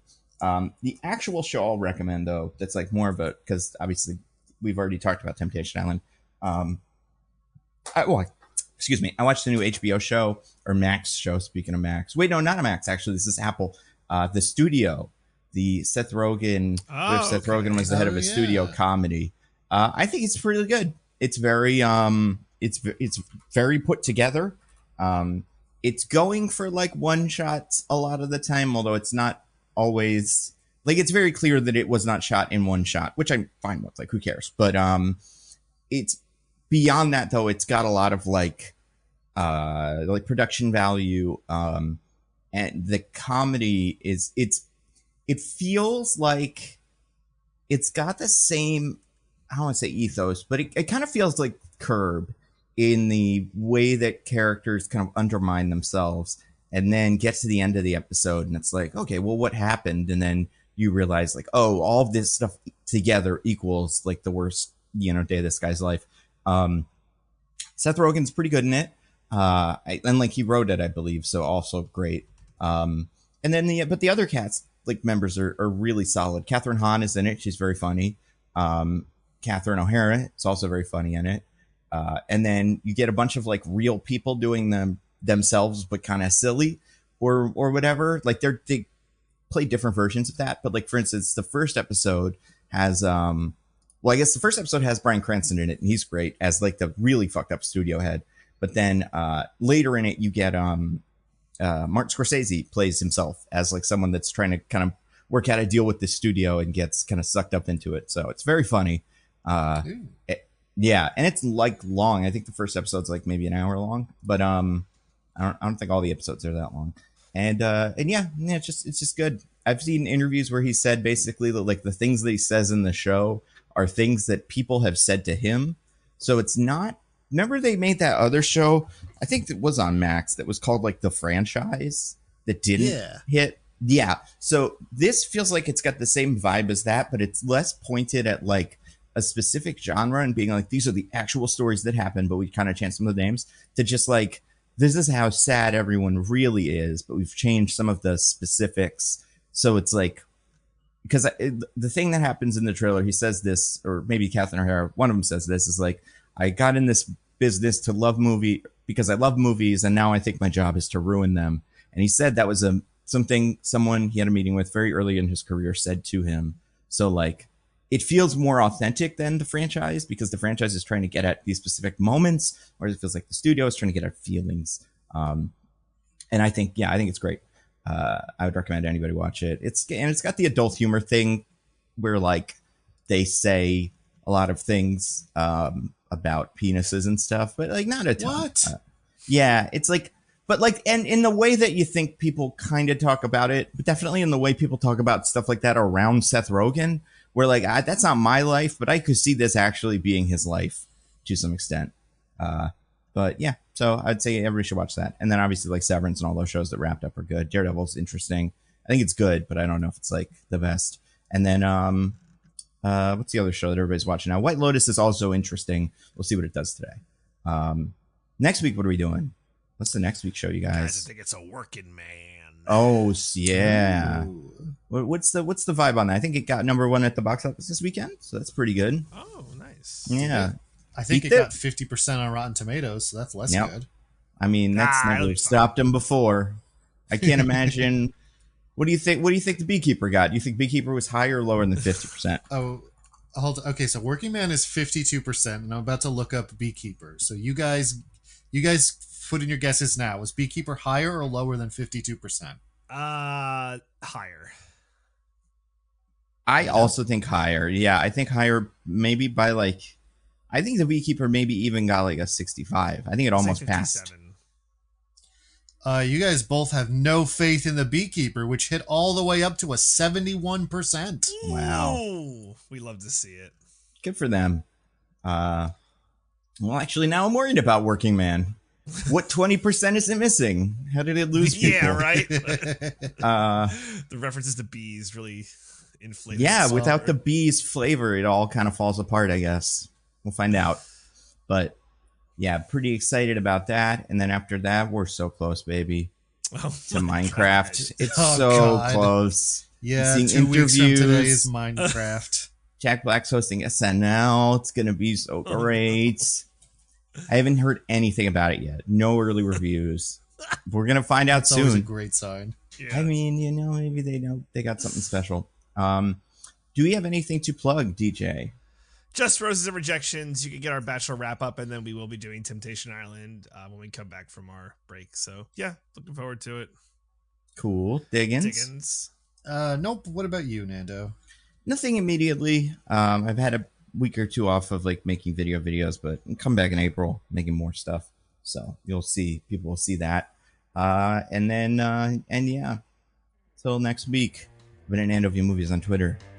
Bluesky. That's. I Man, don't no go way. to the other place anymore. I meant to be by day on Bluesky. I'm at C Diggins on Blue Sky. Goodbye, everybody. Goodbye. Woo.